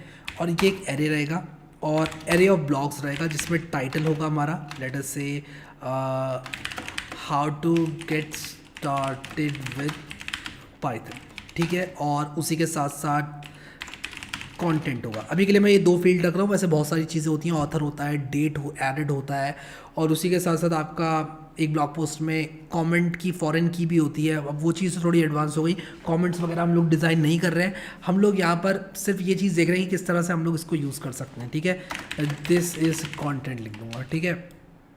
और मैं इस तरह के बहुत सारे इसमें ऐड करूँगा, JS, Django, CSS, ठीक है। और मैं कुछ इस तरह से कर देता हूँ ताकि यार आप लोग को पता चले कि यार हाँ ये कंटेंट अलग अलग है, ठीक है। अब मैं क्या करूँगा, इस फाइल को रीड करूँगा, और FS मॉड्यूल की सहायता से इस फाइल को रीड करूँगा। इस फाइल को रीड करने के बाद मैं यहाँ पर इसको डिस्प्ले कर दूँगा, ठीक है। तो यहाँ पर जब मैं ये कर रहा हूँ तो मैं क्या करूँगा, सबसे पहले तो इसको मैं इंक्लूड करूँगा ब्लॉक्स, ठीक है। बट उससे भी पहले मुझे क्या करना पड़ेगा कि ब्लॉक्स डॉट जेएस के अंदर मॉड्यूल डॉट एक्सपोर्ट्स करना पड़ेगा, और मैं किसको करूँगा, ब्लॉक्स को करूँगा। और यहाँ पर मैं लिख देता हूँ ब्लॉक्स इज इक्वल टू, एक जावास्क्रिप्ट ऑब्जेक्ट है, ये कोई जेसन नहीं है, ठीक है। और इसको मैं कुछ इस तरह से बना देता हूँ, ठीक है। तो बिल्कुल भी कंफ्यूज नहीं होना है हम लोग को, हमें इसको जो है बिल्कुल इस तरह से रखना है, एक एरे ऑफ ऑब्जेक्ट्स है ये, ठीक है। बहुत ही सिंपल सा array of objects. Block dot JS यहाँ पर आ गई, मैं यहाँ पर इस एरे ऑफ ऑब्जेक्ट्स को लाना चाहता हूँ, ठीक है। तो मैं अभी कहाँ पर हूँ, मैं हूँ अभी रूट्स के अंदर, मुझे जाना है डेटा स्लैश ब्लॉक्स के अंदर, ठीक है। तो मैं यहाँ पर था रूट्स के अंदर, ब्लॉग डॉट जेएस के अंदर था, और मुझे बाहर आके यहाँ पर blocks.js के अंदर आना था, ठीक है। अब क्या करूँगा कि मैं इसको यहाँ पर मैंने जो राउटर बना रखा है, मैं चाहता हूँ कि ब्लॉक के अंदर सारे के सारे ब्लॉक्स आ जाएं सबसे पहले। तो मैं क्या करूँगा कि लिखूँगा blocks.forEach, ठीक है। और मैं यहाँ पर क्या करूँगा, सिंपली इनको block.title या element.title e.title करूँगा, मैं ई रखूँगा, बहुत ही सिंपल सी चीज़ रखूँगा। और अगर मैं यहाँ पर /blog में गया, तो ये this is my blog home page तो आ रहा है, ये तो ठीक है। और ये देख रहे हो यहाँ पर आप, ये this is my blog page आ रहा है, ब्लॉग होम आ रहा है, और उसी के साथ साथ ये सारे के सारे टाइटल्स आ रहे हैं क्योंकि मैंने e.title लिखा है। अब मैं चाहता हूँ यहाँ पर कि एक ब्लॉग home.html बनाऊँ, और ये जो टेम्पलेट है मेरी index.html, बिल्कुल इसके जैसी एक टेम्पलेट बनाऊँ blog home.html, ठीक है। तो ये जो index.html है मैं कॉपी करूँगा इसके कंटेंट को, और यहाँ पर दिस इज़ ब्लॉग पेज लिख दूँगा, यहाँ पर ब्लॉग होम पेज लिख दूँगा, ठीक है। और यहाँ पर मेरा this is my home page लिख दूँगा, ठीक है, साइट होम पेज। तो अब अगर मैं यहाँ पर जाऊँगा ब्लॉग पे तो ब्लॉग होम पेज आएगा, और उसी के साथ साथ यहाँ पर आऊँगा तो साइट होम पे जाएगा। अब मैं चाहता हूँ कि किसी एक पर्टिकुलर ब्लॉक को अगर मुझे डिस्प्ले करना है, तब मैं क्या करूँ कि मैं इसको बंद करता हूँ जल्दी से, और मैं अपने मैं गलत जगह पर आ गया, मैं इस चीज़ को ही बंद करता हूँ क्योंकि मैंने 2 प्रोजेक्ट खोल रखे हैं अभी VS कोड के अंदर। मैं अब क्या चाहता हूँ कि ये इंडेक्स को ख़त्म करूँ सबसे पहले, और इसको भी क्लोज़ कर दूँ blocks.js को, कि मैं सारे के सारे कंटेंट को यहाँ पर लेकर आ रहा हूँ। अब मैं क्या करूँगा कि ये जो console.log है इसको हटा दूँगा, और इसकी जगह क्या करूँगा कि जो मेरा ब्लॉग्स है उसको मैं डिस्प्ले कराऊँगा इस फाइल में, ठीक है, blog home.html में। बट उससे भी ज़्यादा इंपॉर्टेंट अभी हमारे पास ये है कि हम एक ब्लॉग पोस्ट को डिस्प्ले कराएं, ठीक है। अब अगर आप लोग codewithhari.com पर जाएं तो आप लोग देखो मैंने कुछ इसी तरह का डिज़ाइन दिया हुआ है। देखो यहाँ पर ये होम पेज है, ब्लॉग में जाओगे /blog आ गया, ठीक है। और किसी भी एक पर्टिकुलर ब्लॉग पेज पे जाओगे आप तो आपको कुछ इस तरह से दिखाई पड़ेगा, ठीक है। अब देखो एक पर्टिकुलर ब्लॉग में आप जा रहे हो तो आपको कुछ इस तरह से दिखाई पड़ रहा है, ठीक है। आई होप कि ये चीज़ समझ में आ गई आप लोगों को कि हम /blog post उस ब्लॉग पोस्ट का जो स्लग होगा वो डिस्प्ले कराएंगे यहाँ पर, ठीक है। तो हम क्या करेंगे कि इसमें एक स्लग और ऐड करेंगे। तो मैं एक चीज़ और ऐड करता हूँ यहाँ पर, जो मेरा blocks.js इसमें एक चीज़ और ऐड करूँगा, स्लग, ठीक है। और स्लग क्या होता है? स्लग कुछ नहीं है, बस ये जो मेरा इस पर्टिकुलर ब्लॉक की विंडोज़ 11 ISO और उसी के साथ साथ ये सारी की सारी चीज़ें हैं, how to deploy Node.js on Ubuntu, और उसी के साथ साथ मतलब ये सारी जो चीज़ें हैं वो स्लग कहलाती हैं, जो कि URL में आती हैं, ठीक है। तो मैं यहाँ पर क्या करूँगा, स्लग को पाइथन लर्न कर देता हूँ, और उसके बाद मैं क्या करूँगा, स्लग को JS लर्न कर देता हूँ। यहाँ पर मैं क्या करूँगा, स्लग को जेंगो लर्न कर लेता हूँ, पाइथन जेंगो लर्न कर देता हूँ, ठीक है। और यहाँ पर क्या करूँगा, CSS लर्न कर दूँगा, ठीक है। तो CSS लर्न मैंने यहाँ पर कर दिया, इसको सेव कर लेंगे, और इन सारी की सारी फाइल्स को सेव करने के बाद ये जो ब्लॉक्स है मेरे, मैं /blog post इस तरह से अगर कोलन स्लग रखूँगा तो अब मैं blog page.html बना सकता हूँ, blog page.html। और मैं इस पर्टिकुलर ब्लॉक को कैसे लेकर आऊँगा, मैं यहाँ पर लिखूँगा blocks.filter। अगर आपने फ़िल्टर यूज़ किया है कभी अपनी लाइफ में जावास्क्रिप्ट में तो मैं आपको बता दूँ, अगर नहीं किया तो बता दूँ क्या होता है कि आप यहाँ पर क्या करते हो कि एक ऐसा एलिमेंट रिटर्न करते हो इस ब्लॉक्स में से जो कि इस फंक्शन के लिए ट्रू रिटर्न करे। तो मैं यहाँ पर लिखूँगा e.slug = slug। तो अगर ऐसा हो जाता है e.slug = slug हो जाता है तो मुझे मेरा ब्लॉग मिल जाएगा। तो मैं माई ब्लॉग यहाँ पर लिख देता हूँ, ठीक है, माई ब्लॉग मैंने यहाँ पर लिख दिया। अब मैं क्या करूँगा कि console.log माई ब्लॉग कर दूँगा, और अगर मान लो मैं यहाँ पर /python-learn करूँ, सॉरी मुझे यहाँ पर ब्लॉग पोस्ट भी लिखना पड़ेगा, slug इज़ नॉट डिफाइंड दिखा रहा है, ओके। तो मैं इस तरह से नहीं कर सकता, e.slug = slug नहीं कर सकता, मैं request.params.slug करूँगा। हाँ अब ये चलना चाहिए, ये कह रहा है नो सच फाइल और डायरेक्टरी ब्लॉग पेज, ओके। तो ब्लॉग पेज नहीं है मेरा, तो मुझे ब्लॉग पेज भी बनाना पड़ेगा। तो मैं यहाँ पर ब्लॉग पेज डॉट HTML को ये ब्लॉग होम का जो कंटेंट है वहीं से ले आता हूँ और यहाँ पर मैं ब्लॉग पेज लिख देता हूँ। वैसे आइडियली यहाँ पर वो टाइटल आएगा मेरा जो ब्लॉग का टाइटल होगा, जो भी ब्लॉग में शो कर रहा हूँ उसका टाइटल आएगा। यहाँ पर ब्लॉग का कंटेंट आएगा, हेयर ब्लॉग कंटेंट है, ठीक है।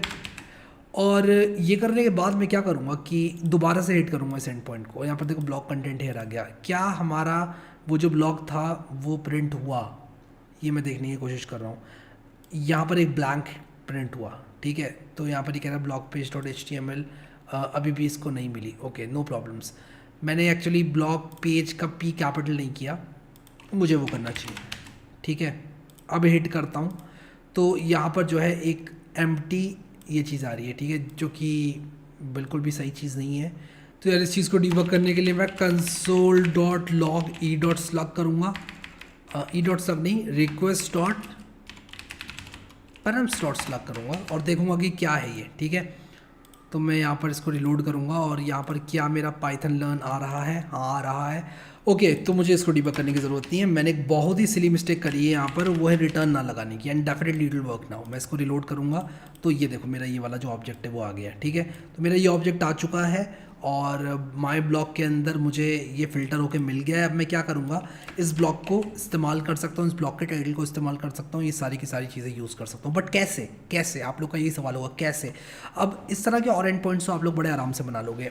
अब आप में से कई लोगों का सवाल ये होगा कि यार मुझे डेटाबेस में डेटा को सेव करना है, अपडेट करना है, वो मैं कैसे करूँ? मैंने तो यहाँ पर blogs.js को इस तरह से बनाकर दिखा दिया है। और इसको अपडेट कैसे करेंगे इस पर्टिकुलर .js फाइल को? तो आइडियली क्या होगा कि आप लोग mongoose यूज़ करोगे। मैं यहाँ पर mongoose दिखा देता हूँ आपको क्या होता है। और mongoose बहुत ईजी है, आपको सिंपली mongoose को इस्तेमाल करना है MongoDB से कनेक्ट करने के लिए। तो यहाँ पर आपको रिक्वायर mongoose करना है, mongoose.connect करना है, एक मॉडल बनाना है बहुत ही सिंपल सा, और उसके बाद क्या करना है, एक नया जो उसका ऑब्जेक्ट है वो इंस्टेंशिएट करके आप उसको सेव कर सकते हो, अपडेट कर सकते हो, अपने MongoDB के साथ कनेक्ट कर सकते हो बहुत ही आराम से। तो ये चीज़ मैं आप लोगों को सजेस्ट करूँगा, आप लोग खुद से करो। बट हम लोग यहाँ पर क्या करेंगे कि हैंडल बार्स को देखेंगे। हैंडल बार्स क्या होता है? हैंडल बार्स कोई वाले हैंडल की बात नहीं हो रही है यहाँ पर। मैं यहाँ पर आप लोगों को सबसे पहले ये दिखाता हूँ कि ये जो मेरा पर्टिकुलर वेब डेवलपमेंट का कोर्सेज के अंदर मैंने क्या किया था। मैंने यहाँ पर आप लोगों को पग के बारे में बताया था। ये पग क्या होता है? पग एक टेम्पलेट इंजन होता है एक्सप्रेस के लिए। आप लोग पग की जगह हैंडल बार्स भी यूज़ कर सकते हो। तो पग जो है बहुत सारे लोगों को HTML से डेविएट करता है, थोड़ा सा अलग सा सिंटेक्स होता है, इंडेंटेशन होते हैं, तो उनको अच्छा नहीं लगता है। बट आइडियली अगर आप लोग पग या हैंडल बार में से कोई भी एक चीज़ यूज़ करो तो आपका काम हो जाता है। अब जो चीज़ हम लोग देखने वाले हैं उसका नाम है एक्सप्रेस हैंडल बार्स। अब आप लोग कहोगे क्या चीज़ है ये और क्यों इस्तेमाल करूँ मैं एक्सप्रेस हैंडल बार्स को? तो यार देखो, हम लोगों ने अभी ये blog template, blog home, blog.js, ये पूरी फाइल्स का जो रायता वगैरह फैलाया है, इसको हमें ऑर्गेनाइज करना पड़ेगा। और हमारे जावास्क्रिप्ट के वेरिएबल्स हमें किसी ना किसी तरीके से टेम्पलेट में भेजने हैं, तो हमें किसी ना किसी तरीके का एक टेम्पलेटिंग इंजन बनाना ही पड़ेगा। और एक बहुत ही फेमस इंजन हैंडल बार्स है। तो हम हैंडल बार्स को इस वीडियो में इस्तेमाल करने वाले हैं। तो मैं यहाँ पर जल्दी से आप लोग को दो चीज़ें समझाऊंगा। एक तो एक्सप्रेस हैंडल बार्स क्या होता है और हैंडल बार्स क्या होता है, ठीक है। अब आप लोग कहोगे ये दोनों सेम नहीं है क्या? नहीं यार, ये दोनों सेम नहीं है। तो अगर मैं हैंडल बार्स की बात करूँ, यानी कि सिर्फ हैंडल बार्स की बात करूँ, तो आप लोग देखो यहाँ पर कि हैंडल बार्स एक टेम्पलेटिंग इंजन है जो कि जावास्क्रिप्ट टेम्पलेटिंग करने में बहुत सहायक होता है। अब एक्सप्रेस हैंडल बार्स क्या है? एक्सप्रेस हैंडल बार्स एक npm पैकेज है जिसको आप लोग इंस्टॉल कर सकते हो। तो हम लोग एक काम करते हैं, इसके ना गिटहब पेज पे जाते हैं सीधे, और इसके गिटहब पेज पे बहुत अच्छी अच्छी जानकारियाँ हैं इसके बारे में कि किस तरह से इसको इस्तेमाल वगैरह करना है। तो मैं अगर यहाँ पर कॉपी करूँ npm install express handle bars, और मैं यहाँ पर इसको राइट क्लिक करके इंस्टॉल मार लूँ npm install express handle bars को, तो ये इंस्टॉल हो जाएगा। जैसे कि आप देख सकते हो मेरा एक्सप्रेस हैंडल बार्स जो है वो यहाँ पर इंस्टॉल हो चुका है, ठीक है। अब मैं इसको इस्तेमाल कर सकता हूँ। अब एक्सप्रेस हैंडल बार्स के अगर आप लोग गिटहब पेज पर जाकर पढ़ोगे तो यहाँ पर देखो बंदे ने लिखा हुआ है कि I created this project out of frustration. इस बंदे ने बोला है कि यार देखो, मैं हैंडल बार्स को अपने एक्सप्रेस में यूज़ करने की कोशिश करता था हमेशा, और मुझे आती थी दिक्कतें, और उन दिक्कतों से छुटकारा पाने के लिए मैंने यहाँ पर ये टेम्पलेटिंग इंजन जो है बना दिया और एक्सप्रेस के साथ इसको सीमलेसली इंटीग्रेट करवा दिया। तो यहाँ पर आपको क्या करना है? अब आपको क्या ये सब समझना है इस बंदे ने ये सब कैसे किया? नहीं, हमें नहीं समझना, हमें सिर्फ हैंडल बार्स को यूज़ करना है। और यहाँ पर आप देखो इसके डायरेक्टरी का स्ट्रक्चर क्या है। अब देखो डॉट हैंडल बार्स फाइल्स हैं, ये कुछ नहीं है, HTML फाइल्स ही हैं। हम लोग यहाँ पर देखेंगे ये किस तरह से काम करता है। सबसे पहले तो हमने ये चीज़ देखनी है कि हमें एक व्यूज़ फोल्डर बनाना है और एक लेआउट्स फोल्डर बनाना है। हमें बनाना नहीं है, इनफैक्ट हमने जो टेम्पलेट्स बनाया था उसी को हम लोग रीनेम करेंगे। तो मैं क्लिक करके F2 दबाऊँगा और इसको व्यूज़ करूँगा, और व्यूज़ के अंदर ही मैं एक और फोल्डर बनाऊँगा लेआउट्स, ठीक है। तो व्यूज़ के अंदर एक लेआउट्स है, और लेआउट्स के अंदर हमारा बेसिक लेआउट आने वाला है जिसका नाम होगा मेन डॉट हैंडल बार्स। तो चलो यार मेन डॉट हैंडल बार्स बना लेते हैं। तो मैं यहाँ पर मेन डॉट हैंडल बार्स बना लूँगा, ठीक है। और ये देखो यहाँ पर मूछें आ गई, हैंडल बार्स का लोगो आ गया यहाँ पर, ठीक है, ऑटोमेटिकली खुद ब खुद, ठीक है। तो यहाँ पर मैं मेन डॉट हैंडल बार्स जो है इसके अंदर किस तरह का कंटेंट रखूँगा आप लोग को दिखाता हूँ। यहाँ पर देखो इन्होंने बता रखा है कि यार इस तरह की बॉडी डाल दो, और जो भी आप यहाँ पर बॉडी के अंदर रखोगे मैं आपको बताता हूँ कुल मिला के मतलब क्या है। इसको पहले कॉपी करो और इसको यहाँ पर डालो, आप खुद ही समझ जाओगे जब मैं करूँगा तो, ठीक है। मैं इसको समझाऊंगा ही नहीं, आप खुद समझ जाओगे। तो ये देखो एग्जाम्पल ऐप लिखा हुआ है मेन डॉट हैंडल बार्स के अंदर। अब मैं क्या करूँगा, जो भी चीज़ मैं यहाँ पर डालूंगा मैं आप लोग को ज़रा index.js में ला देता हूँ, और यहाँ पर जो हमारा बेसिक कॉन्फ़िगरेशन है वो भी करवा देता हूँ। सबसे पहले तो हम लोगों को ये लाइंस जो है ऐड करनी पड़ेंगी। कौन कौन सी लाइंस? एक तो हम लोगों को रिक्वायर करवाना है, क्या हमें रिक्वायर करवाना है एक्सप्रेस हैंडल बार्स, और उसी के साथ साथ app is equal to express हमने ऑलरेडी लिखा हुआ है, और ये जो हमारा इंजन है उसको हमें सेट करना है एज ए हैंडल बार्स, और उसी के साथ साथ हम जो है अब इसको इस्तेमाल कर सकते हैं। अब देखो इन्होंने कैसे इस्तेमाल किया, इन्होंने कहा res डॉट रेंडर होम, यानी कि home dot handle bars file को ढूंढा जाएगा कहाँ पर, व्यूज़ के अंदर। व्यूज़ के अंदर ढूंढा जाएगा होम डॉट हैंडल बार्स को। तो ये होम डॉट हैंडल बार्स को ढूंढेगा व्यूज़ के अंदर, इसीलिए यहाँ पर ये इस तरह से लिखा हुआ है। तो मैं करूँगा क्या यहाँ पर कि जो होम डॉट हैंडल बार्स है इसको मैं बना लूँगा, ठीक है। तो मैं यहाँ पर सबसे पहले तो होम डॉट हैंडल बार्स को बना लूँगा। कहाँ पर बनाऊंगा होम डॉट हैंडल बार्स को? लेआउट्स के अंदर, ठीक है। तो मैं जल्दी से बना लेता हूँ होम डॉट हैंडल बार्स, ठीक है। हैंडल बार्स थोड़ा सा बड़ा सा नाम है बट ठीक है कोई बात नहीं, चलेगा, ठीक है। तो होम डॉट हैंडल, देखो मैंने गड़बड़ कर दी लिखने में, होम डॉट हैंडल बार्स लिखना था मुझे हैंडल बार्स, ठीक है। अब यहाँ पर मैं क्या लिखूँगा, this is home dot handle bars, ठीक है। बस मैंने इतना लिखा। अब मैं क्या करूँगा, मैं यहाँ पर नोडमॉन index.js कर दूंगा, ठीक है। और ये देखो क्रैश हो गई ऐप मेरी, इसकी क्या वजह है? मैंने कुछ गड़बड़ करी है डेफिनेटली, तभी क्रैश हुई है। Require express handle bars, okay. तो ये देखो यहाँ पर ही मैंने क्या कर दिया, कॉन्स्टेंट्स, पता नहीं क्या किया मैंने, मुझे भी नहीं मालूम कहाँ से आया ये सब चीज़ें। सेव करूँगा, अब चल गई ऐप हमारी, ठीक है। तो यहाँ पर मैं क्या करूँगा, इसको कंट्रोल क्लिक करूँगा, और यहाँ पर ये कह रहा है नो सच फाइल और डायरेक्टरी index.html। तो हमें क्या करना पड़ेगा, अब यहाँ पर जाना पड़ेगा अपनी blog.js में, और जहाँ पर हम सेंड फाइल कर रहे थे ना वहाँ पर अब पता है हम लोग क्या करेंगे, वहाँ पर अब हम लोग हैंडल बार्स का सिंटेक्स इस्तेमाल करेंगे जो कि हमने ऑलरेडी देखा है। तो यहाँ पर देखो आप लोग कि मैंने यहाँ पर res.render आप लोग को बताया था कि यार ये इस चीज़ को यूज़ करेगा। अब देखो res डॉट रेंडर होम मैंने यहाँ पर लिख दिया, तो वो क्या करेगा, res डॉट रेंडर वो कहाँ ढूंढेगा, होम को वो ढूंढेगा इसी फोल्डर के अंदर जिस फोल्डर में blog.js है। तो मैंने डॉट डॉट स्लैश लगा दिया। अब यहाँ पर मैंने जब इसको खोला तो मुझे एक एरर मिला कि यार fail to look up views in directory, ये वाली, इस डायरेक्टरी में ये व्यूज़ को नहीं ढूंढ पाया, ठीक है। तो मैं क्या करूँ, नहीं ढूंढ पाया, तो मुझे यहाँ पर ढूंढना पड़ेगा कुछ गड़बड़। क्यों नहीं ढूंढ पाया ये होम डॉट हैंडल बार्स को, क्योंकि ये लेआउट्स के अंदर है, ठीक है। तो मुझे व्यूज़ के अंदर डालना है इसको। आप लोग अगर यहाँ पर देखो मैंने लेआउट्स के अंदर मेन डॉट हैंडल बार डाला है और होम डॉट हैंडल बार्स यहाँ पर डाला है, ठीक है। तो वापस से अपने नोडमॉन को हम लोग स्टार्ट करेंगे index.js, और इसके बाद रिलोड करेंगे, और यहाँ पर देखो this is home dot handle bars. इसका मतलब हम हैंडल बार्स को यूज़ कर पा रहे हैं, और इसका मतलब ये हुआ कि हम लोग हैंडल बार्स के अंदर वेरिएबल्स भी डाल सकते हैं। अब तो हम लोग क्या करेंगे कि ये सब कुछ बंद करेंगे, और ये जो गिटअप पे हैंडल बार्स वाला ये पेज है इसमें हम लोग ये देखेंगे कि क्या हमारी जो मेन डॉट हैंडल बार्स है इसका व्यू पेज सोर्स अगर मैं करूँ तो आप लोग देखो ये जो मुखड़ा है, यानी कि ये जो टेम्पलेट है ये तो यहाँ से आ रही है, कहाँ से, मेन डॉट हैंडल बार्स से, और बॉडी की जगह पर ये रख दिया जा रहा है जो होम डॉट हैंडल बार्स के अंदर है। सिर्फ ये रेंडर नहीं हो रहा है, देखो ये के बीच में ये रेंडर हो जा रहा है। इसका मतलब मैं यहाँ पर बॉडी जब लिख रहा हूँ तब मैं कुल मिलाकर ये कह रहा हूँ कि इसके अंदर डाल दो जो भी होम डॉट हैंडल बार्स के अंदर हो, ठीक है। तो ये यहाँ पर डाल देगा मेन डॉट हैंडल बार्स के अंदर। I hope this is clear, आप लोग को ये चीज़ तो क्लियर हो गई होगी अब तक, ठीक है। अब हम क्या करेंगे कि हमने मेन डॉट हैंडल बार्स तो बना लिया, ये तो हमारा जो टेम्पलेट है वो है। अब मैं आपको एक बात और बताता हूँ, बहुत सारे लोग मुझसे ये बोलेंगे कि यार ये ब्लॉग अच्छा नहीं दिख रहा है, तो मैं जल्दी से, ताकि ये ब्लॉग अच्छा लगे, getbootstrap.com पर जाऊंगा। मैं सिर्फ आधा अधूरा बनाकर अगर छोड़ूंगा, वैसे तो मैंने आप लोगों को जो कोर कॉन्सेप्ट से एक्सप्रेस के वो बता दिए हैं, बट उसके बावजूद भी कुछ लोग मुझसे आकर ये बोल सकते हैं कि यार आपने जो ब्लॉग बनाया वो खूबसूरत नहीं दिख रहा है। ठीक है, खूबसूरत, ओके, खूबसूरत भी दिखेगा, कोई ऐसी बात नहीं है। तो हम क्या करेंगे कि जो बॉडी है इसको डाल देंगे यहाँ पर, जहाँ पर इसका हेलो वर्ड होता है। मुझे हेलो वर्ड नहीं चाहिए, मुझे यहाँ पर ये बॉडी चाहिए। अब यहाँ पर मैं बूटस्ट्रैप को यूज़ कर सकता हूँ। अगर आपको नहीं मालूम बूटस्ट्रैप क्या होता है तो फॉलो करो। मैंने यहाँ पर बॉडी के अंदर ये बॉडी डाल दिया और मेन डॉट हैंडल बार्स को मैं बंद कर दूंगा। ठीक है, होम डॉट हैंडल बार्स के अंदर अब मैं बूटस्ट्रैप लिख सकता हूँ। सबसे पहली बात, मैं मेन डॉट हैंडल बार्स के अंदर एक चीज़ और डालूंगा। क्या डालूंगा? मैं नैव बार डालूंगा, मेरा नेविगेशन बार, वो मैं बॉडी से पहले डालूंगा। यानी कि जो भी कंटेंट मैं यहाँ पर रिप्लेस करूँगा मैं यहाँ पर डालूंगा एक नेविगेशन बार।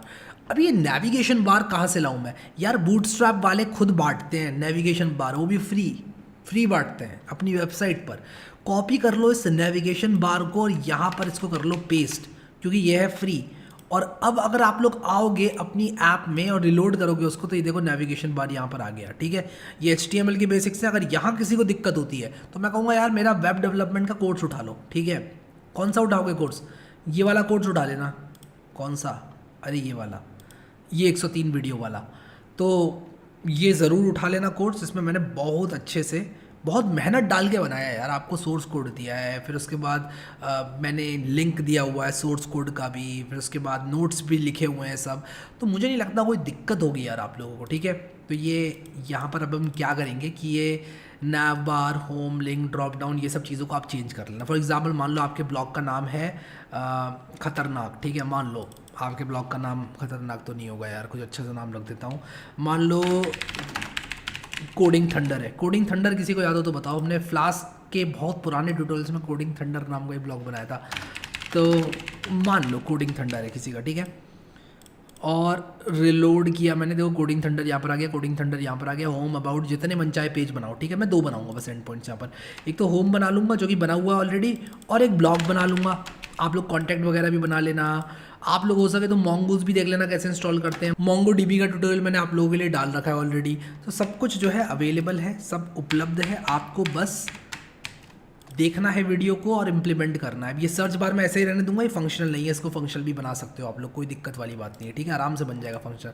मैं चाहता हूँ ब्लॉग पर कोई क्लिक करे तो सीधे ब्लॉग वाले पेज पर जाए, तो मैं /blog कर दूंगा इस तरह से /blog। ठीक है, तो मैं ये चाहता हूँ कि यार कोई भी अगर यहाँ पर मेरे इस वाले एंड पॉइंट पर आए, मैं blog.js को यहाँ लेकर आता हूँ, कोई भी यहाँ पर आए तो मेरी ये जो होम वाली फाइल है वो रेंडर हो, जो कि हो भी रही है। ठीक है, कोई भी /blog पर आए, अगर कोई भी /blog पर आए तो मैं चाहता हूँ कि कौन सी फाइल रेंडर हो? मेरी ब्लॉग होम रेंडर हो। तो मैं blog home dot handle bar से बना लूँगा और वो फाइल रेंडर होगी। तो मैं जल्दी से ब्लॉग होम बना लूँगा, यहाँ पर blog home dot handle bars बनाऊँगा। ठीक है, और H कैपिटल। ठीक है, जो कि मैं पहले भी भूल गया था, अब नहीं भूलूंगा। ठीक है, blog home dot handle bars के अंदर मैं ये चीज़, ये किसी काम की नहीं है टेम्पलेट, इसको बंद करते हैं। ब्लॉग पेज भी किसी काम की नहीं, मैंने कुछ डाला नहीं, क्योंकि blogs.js के अंदर ब्लॉग्स हैं हमारे, आइडियली हम लोग डेटाबेस यूज़ करेंगे, तो इसको भी बंद करता हूँ। मेन डॉट हैंडल बार्स के अंदर हमारी जो बेसिक टेम्पलेट है वो है, जिसके ऊपर सब कुछ बनेगा, यानी कि everything will be on top of main dot handle bars. ठीक है, तो यहाँ पर blog home dot handle bars के अंदर मैं किस तरह से अपने ब्लॉग्स को दिखाऊंगा। सबसे पहले आप लोग को यहाँ पर ये दिखा देता हूँ कि आप लोग किस तरह से यहाँ पर हैंडल बार्स को यूज़ कर सकते हो। तो हैंडल बार्स, एक मिनट में आप लोग को दिखाता हूँ कि कैसे आप लोग हेल्पर्स का इस्तेमाल कर सकते हो हैंडल बार्स में। तो एक ईच हेल्पर होता है, इफ़ हेल्पर होता है, तो बिल्कुल प्रोग्रामिंग लैंग्वेज की तरह आप लोग जो है टेम्पलेट में लिख सकते हो, इफ एल्स लिख सकते हो, बहुत ही स्ट्रेट फॉरवर्ड है ये सब चीज़ें। लेकिन मैं यहाँ पर जल्दी से ईच पर जाऊँगा और ईच के बारे में आप लोगों को बताऊँगा। ईच के बारे में क्यों बताऊँगा? ईच जो है यहाँ पर काम आने वाला है। तो कंट्रोल F करके ईच यहाँ पर है, ईच देखो, क्लिक किया इस पर, ये आ गया। तो मैं बेसिकली क्या करूँगा, इस ईच का इस्तेमाल किस तरह से करूँगा, तो ये देखो यहाँ पर मैं बैक करूँगा। मैं सिंपली इसको कॉपी करना चाहता हूँ अभी के लिए, कोई बात नहीं, यहाँ से कॉपी कर लेंगे। एक्चुअली क्लिक करके ये खुल गया।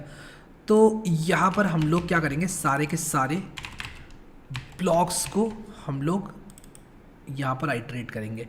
अब यहाँ पर देखो मैंने li दिस लिखा हुआ, मैं सिर्फ दिस लिखता हूँ। ठीक है, मैं चाहता हूँ कि सारे के सारे ब्लॉक्स मेरे आ रहे हैं कि नहीं आ रहे हैं, दिस डॉट टाइटल, और मैं डेफिनेटली उसका टाइटल और स्लग ही लेना चाहूँगा। तो मेरी जो blog.js है, जिसके अंदर मैंने राउटर अपना बना रखा है, मैं क्या करूँगा कि इसके अंदर यहाँ पर मैं यहाँ पर इसको देना चाहता हूँ ब्लॉग्स, ठीक है। अब ब्लॉग्स क्या है मेरा, ब्लॉग्स मेरा ये है, ठीक है, जो कि मैंने यहाँ पर एक blogs.js बनाई है, इसके अंदर सारे हमारे ब्लॉग्स हैं, ठीक है। तो हम क्या करेंगे, अब यहाँ पर जाएंगे और गिटहब में देखेंगे कि हैंडल एक्सप्रेस हैंडल बार्स में किस तरह से हम लोग टेम्पलेट में वेरिएबल्स को भेज सकते हैं, ठीक है। तो टेम्पलेट में वेरिएबल्स को भेजना बहुत आसान है एक्सप्रेस हैंडल बार्स के अंदर। तो आप लोग यहाँ पर देखो, ये res.render में इन्होंने जो दूसरा पैरामीटर दिया है, एक ऑब्जेक्ट दिया है जिसमें इन्होंने बहुत सारी चीज़ें डाली हुई हैं। मैं यहाँ पर क्या करूँगा कि res.render ब्लॉग होम लिखूँगा, कॉमा लगाऊँगा और कुछ इस तरह से मैं लिखूँगा ब्लॉग्स और यहाँ पर लिख दूंगा ब्लॉग्स, ठीक है। तो मैं जब ऐसा करूँगा तो आप लोग देखो, मैं लोकल होस्ट 3000 आप लोगों को खोल के दिखाता हूँ और /blog नहीं, शायद /blog ही है, ठीक है। res.render ब्लॉग होम को हमने रेंडर किया, blog home dot handle bars, और हमने क्या किया, ब्लॉग्स को पास कर दिया, ठीक है। तो यहाँ पर मैं क्या करूँगा, फॉर ईच ब्लॉग मैं दिस डॉट टाइटल लिख रहा हूँ और ये कह रहा है blog home in views directory is not set. और यार मैंने फिर से वही गलती कर दी, मुझे व्यूज़ के अंदर बनाना है, लेआउट्स के अंदर नहीं बनाना है। तो मेरी जो हैंडल बार फाइल्स हैं वो मेरी व्यूज़ के अंदर आएंगी। तो मैं इसको यहाँ पर रीस्टार्ट करके रिलोड कर लेता हूँ और यहाँ पर देखो ये सारे के सारे टाइटल्स जो है वो मेरे पास आ गए, ठीक है। अब मैं इसको यहाँ पर डिस्प्ले करा सकता हूँ, किसी भी तरह से डिस्प्ले करा सकता हूँ, या तो मैं कुछ इस तरह से एक div डॉट ब्लॉग, एक class is equal to blog दे दूंगा इसको, और उसी के साथ साथ मैं यहाँ पर h2 दे दूंगा और यहाँ पर दे दूंगा कुछ इस तरह से दिस डॉट टाइटल। और दिस डॉट टाइटल देने के बाद आप लोग यहाँ पर देखो कि ये कुछ इस तरह से दिखाई पड़ेगा, रिलोड करके दिखाता हूँ, देखो ये कुछ इस तरह से दिखाई पड़ेगा। अगर मैं इसी चीज़ को एक डिव के अंदर डाल दूँ तो ये अच्छी तरह से सेंटर भी हो जाएगा। तो ये बूटस्ट्रैप का पार्ट है, ठीक है। आप चाहो तो CSS भी लिख सकते हो अपनी। अब रिलोड करूँगा इसको, देखो ये यहाँ पर आ गया, तो ये सारे के सारे ब्लॉग्स हो जाएंगे हमारे। अगर मैं कुछ ऐसा करूँ, मैं इसको कुछ ऐसा चाहता हूँ a, ठीक है, href इज इक्वल टू, मैं यहाँ पर दिस डॉट स्लग लिखूँगा और यहाँ पर मैं क्या करूँगा, मेरा जो ये वाला एंड पॉइंट है /blogpost/slug, मैं कुछ ऐसा करूँगा /blogpost/this.slug, और इसके बीच में मैं ये चीज़ डालूंगा, ये चीज़ मैं इसके बीच में डालूंगा। और यहाँ पर देखो मैं रिलोड करूँगा तो जैसे मैं क्लिक करूँगा मैं यहाँ पर चला गया, अब मैं क्लिक करूँगा तो यहाँ पर चला गया, अब मैं यहाँ क्लिक करूँगा तो मैं यहाँ पर चला गया। अब मुझे पता है बहुत सारे लोग बोलेंगे यार ये अच्छा नहीं दिख रहा है, तो यार हमारे पास बहुत सारे डिज़ाइनिंग के ट्यूटोरियल्स हैं इस चैनल पर, आप लोग देख सकते हो। उसको अच्छा अगर दिखाना चाहते हो, बूटस्ट्रैप की सहायता से बनाना चाहते हो, उसके भी बहुत सारे ट्यूटोरियल्स हमने बना रखे हैं, जिसमें कि यार आप लोग अगर यहाँ पर रिस्पॉन्सिव वेबसाइट्स वगैरह देख रहे हो, मतलब if you are looking for any responsive website, आप लोग बड़े आराम से वहाँ पर जा सकते हो। अब मैं क्या करूँगा, यहाँ पर स्लग के हिसाब से यहाँ पर आपको कंटेंट शो करके दिखाऊंगा। तो सबसे पहले तो मुझे क्या करना होगा, blog page dot handlebars बनाना होगा। तो मेरा जो ब्लॉग पेज है, blog page dot handlebars को मुझे बनाना पड़ेगा। होम बनाया, ब्लॉग होम बनाया, मैं blog page dot handle bars layouts में नहीं बनाऊंगा इस बार, ये गलती नहीं करूँगा। इस बार मैं यहीं पर बनाऊंगा हैंडल बार्स, ठीक है। और यहाँ पर मैं क्या करूँगा कि सबसे पहले तो एक h2 रखूँगा, इसके अंदर मैं टाइटल डालूँगा, ठीक है, टाइटल डालूँगा और इसके अंदर एक पैराग्राफ लूँगा और यहाँ पर कंटेंट डालूँगा। और मुझे मालूम है कि शायद ये अच्छा ना दिखे, बट अगेन हमारे पास डिज़ाइनिंग के इस चैनल पर मैंने बहुत कुछ बना के डाला हुआ है आप लोगों के लिए, तो वो आप देख लेना, ठीक है। अब यहाँ पर देखो मेरे पास माई ब्लॉग एक बार आ गया, तो मैं सेंड फाइल ना करते हुए यहाँ पर ब्लॉग पेज को res.render करूँगा, ब्लॉग पेज को। और ये जो ऑब्जेक्ट होगा इसमें दो चीज़ें होंगी, एक तो टाइटल होगा, टाइटल क्या होगा, माई ब्लॉग डॉट टाइटल, और जो हमारा यहाँ पर ये होगा कंटेंट, वो क्या होगा, माई ब्लॉग डॉट कॉन्टेंट, ठीक है। अब मैं यहाँ पर अगर इसको रिलोड करूँ तो ये देखो यहाँ पर ये चीज़ आ गई, लेकिन लगता है मैंने blog page dot handle bars के अंदर ये चीज़ डाली है, शो क्यों नहीं हो रही है यार। राइट क्लिक करके व्यू पेज सोर्स करते हैं और देखते हैं क्या हो रहा है। तो ये भी ब्लैंक है, सब कुछ ब्लैंक है, देखते हैं क्या ऐसा क्यों हो रहा है, ठीक है। तो मैंने क्या किया, टाइटल दिया है इसको और उसी के साथ साथ कंटेंट भी दिया है। तो यहाँ पर ये पता है रेंडर क्यों नहीं हो रहा है, इसको देखो मैं रिलोड कर रहा हूँ, रेंडर नहीं हो रहा है। रेंडर ना होने का कारण ये है कि मुझे यहाँ पर my blog is equal to blog dot filter ये तो करना ही करना है, उसी के साथ साथ माई ब्लॉग 0 भी करना है, क्योंकि जो माई ब्लॉग है वो एक एरे है, एरे विद 1 ऑब्जेक्ट। अगर आप इसको प्रिंट कराओगे, यहाँ पर मैं दिखा देता हूँ आप लोगों को, console.log अगर कुछ इस तरह से आप लोग दिखाओगे और मैं इसको अगर हिट करूँगा तो यहाँ पर देखो जो माई ब्लॉक है वो एक एरे है जिसके अंदर सिर्फ एक ऑब्जेक्ट है, तो मुझे वो ऑब्जेक्ट चाहिए एक्चुअली।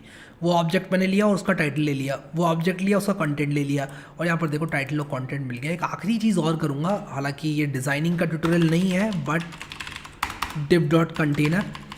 और यार आप लोग इसको अच्छा बना सकते हो, मुझे पता नहीं क्यों लोग ऐसा कमेंट करते हैं कि यार इसको कंप्लीट ही कर देते। मतलब अगर आपको कंप्लीट करना है इसको, मैं आप लोगों को बहुत ही ऑनेस्टली बहुत ही सही से समझाता हूँ। मैं कुछ ऐसा नहीं है कि मैं आप लोगों को ये बोल रहा हूँ कि आपको ये नहीं कहना चाहिए। अगर आपका डाउट है तो मैं क्लियर कर रहा हूँ।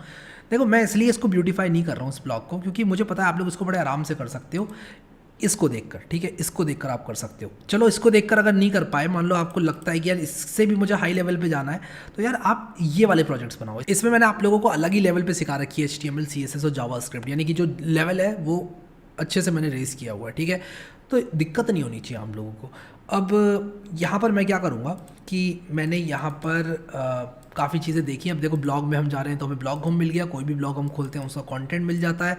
फिर उसके बाद होम पर हम क्लिक करते हैं तो कुछ हो नहीं रहा है, क्योंकि हमने जो हमारा मेन डॉट हैंडल बार्स है लेआउट्स के अंदर, उसमें जब भी कोई क्लिक करता है होम पर, यानी कि मेरा जो नैव बार है उसमें कोई भी जब यहाँ क्लिक करता है तो मैं चाहता हूँ स्लैश पर रीडायरेक्ट कर दिया जाए उसको। और उसी तरह से जब कोई होम पर क्लिक करता है तो इसके href को भी मैं स्लैश कर दूंगा। यहाँ पर देख रहे हो ये href को स्लैश कर दिया मैंने। अब मैं अगर रिलोड करूँगा और फिर मैं होम पे जाऊँगा तो मुझे यहाँ पर जो है होम पर क्लिक कर रहा हूँ तो कुछ नहीं है यहाँ पर। होम पे डिज़ाइन कर लेना अच्छा सा आप लोग। ब्लॉग पे कोई जाएगा तो यहाँ पहुँच जाएगा। कोडिंग थंडर पे क्लिक करो, होम पर जाओगे, ब्लॉग पर क्लिक करो, ब्लॉग पर जाओगे। बहुत ही इजीली यार ये सारी चीज़ें हो जाती हैं, ठीक है। सो आई होप कि आप लोगों ने जो है ये ब्लॉग अच्छी तरह से बना लिया। ये सब सोर्स कोड आप लोगों को मैं दे दूंगा। स्टार्टिंग में मैंने आप लोगों को बेसिक एक्सप्रेस बताया, मिडलवेयर के बारे में बताया, और यहाँ पर ये जो कंसोल लॉग है इसको हटा देते हैं, कहीं ये लगा का लगा रह जाए। मैं इस कंसोल लॉग को कमेंट आउट कर देता हूँ, ठीक है। और इनको भी कमेंट आउट रख रहा हूँ क्योंकि मैं मिटाना नहीं चाहता। मैं वैसे आइडियली मिटा देता अगर ये प्रोडक्शन प्रोजेक्ट होता तो, क्योंकि मैं नहीं चाहता कि यहाँ पर आप लोगों को जो है अगर कोई कोड चाहिए तो उसको आप लोग ढूंढ रहे हैं। ये आप लोगों को मैं जो सिंटेक्स दे रहा हूँ ताकि आप लोग इसको यूज़ कर पाओ, ये आपके बहुत काम आएगा, ठीक है।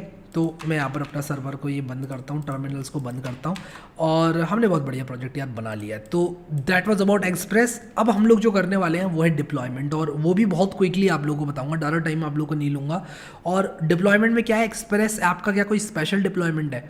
तो जवाब है नहीं, इसका कोई स्पेशल डिप्लॉयमेंट नहीं है। इसका एक Node.js की ऐप को जैसे डिप्लॉय किया जाता है बिल्कुल वैसे ही इसका डिप्लॉयमेंट है, ठीक है।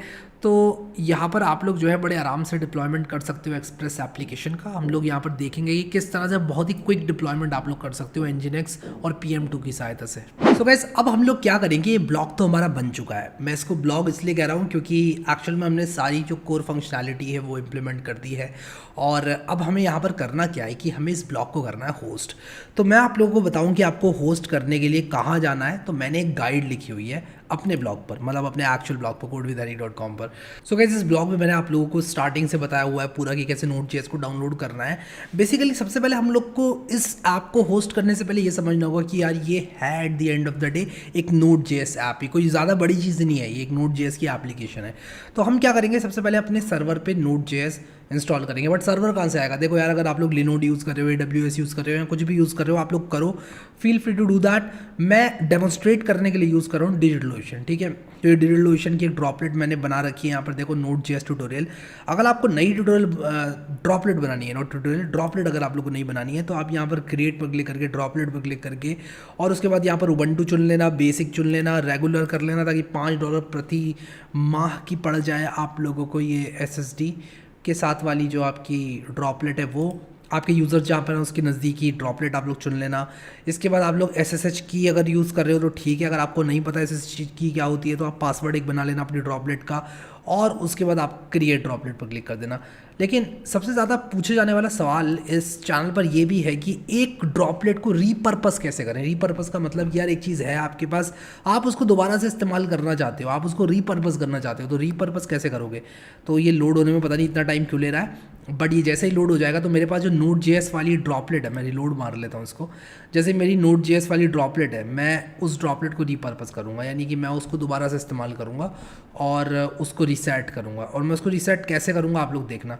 तो मैं यहाँ पर ट्यूटोरियल्स पर क्लिक करूँगा, और ट्यूटोरियल्स पर क्लिक करने के बाद यहाँ पर ये Node.js वाली जो मेरी ड्रॉपलेट है यहाँ पर क्लिक करूँगा, और इसके बाद मैं डिस्ट्रॉय पे क्लिक करूँगा। यहाँ पर इसको मैं डिस्ट्रॉय कर दूँगा, या एक काम करता हूँ मैं एक्चुअल में अगर यहाँ पर जाऊँ तो बहुत सारे ऑप्शंस होते हैं। एक्चुअली मुझे याद नहीं है कहाँ पे होता है, ठीक है, मुझे मिल जाता है, डिस्ट्रॉय में ही होता है। एक ऑप्शन होता है डिस्ट्रॉय में कि आप दोबारा से इस इमेज के साथ इसको रीबिल्ड कर लें। मैं इसको रीबिल्ड करूँगा। कौन सी ड्रॉपलेट रीबिल्ड कर रहा हूँ मैं? Node.js tutorial. हाँ ठीक है, मेरी कुछ प्रोडक्शन एप्लीकेशन भी चल रही हैं यहाँ पर। अगर मैंने उसको रीबिल्ड कर दिया ड्रॉपलेट को तो हो जाएगी दिक्कत, ठीक है, सारी साइड्स हो जाएंगी डाउन। वो मैं चाहता नहीं हूँ, ठीक है। तो मैं वेट करूँगा इसके रीबिल्ड होने का, और जैसे ये रीबिल्ड हो जाएगी मैं SSH से लॉगिन करूँगा इस ड्रॉपलेट के अंदर। तो ये इसका IP एड्रेस है। तो मैं क्या करूँगा, यहाँ पर विंडोज़ पावरशेल में जाऊँगा, लिखूँगा SSH root @ और ये कर लूँगा, ठीक है। और ये एक बार ड्रॉपलेट रीबिल्ड हो जाए उसके बाद ही मैं लॉगिन कर पाऊँगा इस ड्रॉपलेट में। रीबिल्ड जब तक ये नहीं होती तब तक मैं इसमें नहीं हो पाऊँगा। तो मैं वापस आता हूँ इसको रीबिल्ड करके, क्योंकि थोड़ा सा टाइम लगता है। एक बात जब तक कर लेते हैं, जब तक ये रीबिल्ड हो रही है तब तक मैं एक इंपॉर्टेंट बात मेरे दिमाग में आई है, मैं आप लोग को बता देता हूँ। वो अगर आप लोग इसको ऐसे ही इस्तेमाल कर रहे हो, यानी कि आप लोग अपने ड्रॉपलेट पर एक नॉन रूट यूज़र नहीं बना रहे हो, तो आपको यार मेरे हिसाब से एक नॉन रूट यूज़र बनाना चाहिए। क्योंकि अगर आप लोग डिप्लॉयमेंट कर रहे हो, थोड़े से भी सीरियस हो आप अपने डिप्लॉयमेंट को लेकर, तो आप लोग यहाँ पर Ubuntu 20.04 सर्वर को सेटअप कर लो, एक नॉन रूट यूज़र उसमें बना लो। तो ये सारे काम आप लोगों को करने पड़ेंगे, ठीक है। मैंने देखो एकदम बता रखा है आपको स्टेप बाय स्टेप कि किस तरह से आप लोग एक नॉन रूट यूज़र बना सकते हो, ठीक है। तो ये चीज़ आप लोग ज़रूर कर लेना। मेरी डिप्लॉयमेंट की सीरीज़ देख लेना अगर आप लोगों ने नहीं देखी है, तो मैं प्लेलिस्ट में आप लोग को दिखा देता हूँ कहाँ पर है मेरी डिप्लॉयमेंट की सीरीज़। तो यार देखो, मैंने ना कुल मिलाकर सारी चीज़ें आप लोगों को बता दी हैं इस डिप्लॉयमेंट की सीरीज़ में, इंक्लूडिंग Node.js ऐप भी मैंने यहाँ पर बताई हुई है आपको कि किस तरह से करते हैं। आप लोग किस तरह से Node.js ऐप को होस्ट कर सकते हो। इस वीडियो में अब हम लोग जल्दी से हमारी जो ड्रॉपलेट बनी हुई है, मैं दोबारा से इसमें लॉगिन करने की कोशिश करता हूँ। एक्चुअली मैंने इसको रीबिल्ड कर लिया, इसलिए मुझे वार्निंग दे रहा है, कह रहा है remote host identification has changed. तो अगर आपको भी ये दिक्कत आती है तो मैं बताता हूँ, और मैंने यहाँ पर इसीलिए किया है ये। अगर मैं यहाँ पर cd.ssh करूँ और rm करूँ नोन होस्ट को, यानी कि नोन होस्ट जो है उसको मैं rm कर दूँ, यानी कि रिमूव कर दूँ, तब मैं ये चीज़ कर पाऊँगा। इसके बाद अब मैं इसमें घुसूँगा ड्रॉपलेट में, तो मुझे सिंपली येस लिखना है और मैं इस ड्रॉपलेट के अंदर आ जाऊँगा। समझ रहे हो आप लोग यहाँ पर कि क्या किया मैंने। अब देखो यार, वैसे आइडियली आप लोग को एक नॉन रूट अकाउंट बनाना है, ठीक है, जो कि रूट एक्सेस जिसके पास हो। But for the sake of this tutorial मैं जल्दी से इसमें Node.js इंस्टॉल करूँगा, और इस कमांड से भी पहले आपको apt अपडेट रन करना है। अगर पहली बार आप लोग सर्वर को सेटअप कर रहे हो तो ये भी इस ब्लॉक को मैं अपडेट करके ऐड कर दूंगा कि यार apt गेट रन कर लो, यहाँ पर apt update apt update run कर लो, ताकि आपकी जो पैकेज इंडेक्स है वो अपडेट हो जाए। तो जैसे ही ये चीज़ हो जाएगी, हम लोग क्या करेंगे, नोड सोर्स से जल्दी से Node.js को इंस्टॉल करेंगे। तो अगला कमांड मैं ये रन करूँगा। देखो यार, ये दो कमांड से क्या होता है कि आपका Node.js का जो लेटेस्ट वर्जन है वो इंस्टॉल हो जाएगा। तो शायद मुझे y दबाना पड़ेगा, नहीं दबाना पड़ेगा, -y फ्लैग दिया हुआ है इसलिए y नहीं दबाना पड़ेगा। वेट करते हैं इसके इंस्टॉल होने तक का। इसके बाद हम लोग चेक करेंगे कि हमारा Node.js इंस्टॉल भी हुआ ठीक से कि नहीं, इस कमांड को रन करके। नोड -- वर्जन का मतलब है कि नोड का कौन सा वर्जन चल रहा है, npm -- वर्जन का मतलब है npm का कौन सा वर्जन चल रहा है इस कंप्यूटर में, ठीक है। तो यहाँ पर आप लोग देखो नोड -- वर्जन, npm -- वर्जन, ठीक है। अब यहाँ पर app.js मैंने एक सैम्पल Node.js फाइल बनाई है, बट रुको आप लोग, सैम्पल app.js फाइल आप लोग मत बनाना। हम लोग क्या करेंगे, हमारा जो एग्जिस्टिंग प्रोजेक्ट है हम उसको अपलोड करेंगे, ठीक है। तो मेरी ड्रॉपलेट का IP एड्रेस कहाँ गया, ये रहा मेरी ड्रॉपलेट का IP एड्रेस, ठीक है। तो मैं क्या करूँगा, अपने इस ड्रॉपलेट के IP एड्रेस का इस्तेमाल करूँगा कुछ इस तरह से, ठीक है। यूज़र नेम रूट डालूँगा और यहाँ पर पोर्ट 22 डालूँगा, क्विक कनेक्ट करूँगा, ओके करूँगा, और यहाँ पर ये लॉगिन हो जाएगा। अब अगर आपने पासवर्ड सेट किया हुआ है तो आप लोग यहाँ पर पासवर्ड डालना, ठीक है। और इनिशियली आप लोग पासवर्ड ही सेट करना अगर आपको नहीं पता ये चीज़ कैसे की जाती है, वरना आप लोग मेरी डिप्लॉयमेंट की सीरीज़ देख लेना। ऑलरेडी वीडियो बहुत लंबा हो रहा है, मैं इसको और छोटा और लंबा नहीं करना चाहता, ठीक है। /होम पे हम लोग जाएंगे, एक नई डायरेक्टरी बनाएंगे जिसका नाम हम लोग रखेंगे नोड ऐप, ठीक है। और इस नोड ऐप डायरेक्टरी के अंदर इनफैक्ट मैं बिल्कुल जैसे मैंने यहाँ पर किया हुआ है मैं वही चीज़ करूँगा। यहाँ पर मैंने कहाँ रखी है अपनी नोड ऐप, मैंने अपनी नोड ऐप रखी हुई है PM2, मेरा कहाँ पर है, चलो ठीक है, जहाँ पर भी रखी है मैंने, मैं भी इस चीज़ को छोड़ता हूँ और यहाँ पर मैं सारी की सारी फाइल्स अपलोड कर देता हूँ, ठीक है। अपडेट नहीं, अपलोड। नोड मॉड्यूल्स को छोड़कर, ऑब्वियसली नोड मॉड्यूल्स को अपलोड मत करना, नहीं तो सुबह हो जाएगी, अपलोड भी नहीं हो पाएंगी फाइल्स, ठीक है। नॉट बिकॉज उनका साइज़ बड़ा है, जस्ट बिकॉज की वो फाइल्स बहुत सारी होती हैं, ठीक है। देखो एक बार में मैंने यहाँ पर अपलोड कर दी। अब मैं अगर यहाँ पर ls लिखूँगा, cd/home पे जाऊँगा, ls लिखूँगा, मुझे फोल्डर मिल जाएगा नोड ऐप वाला।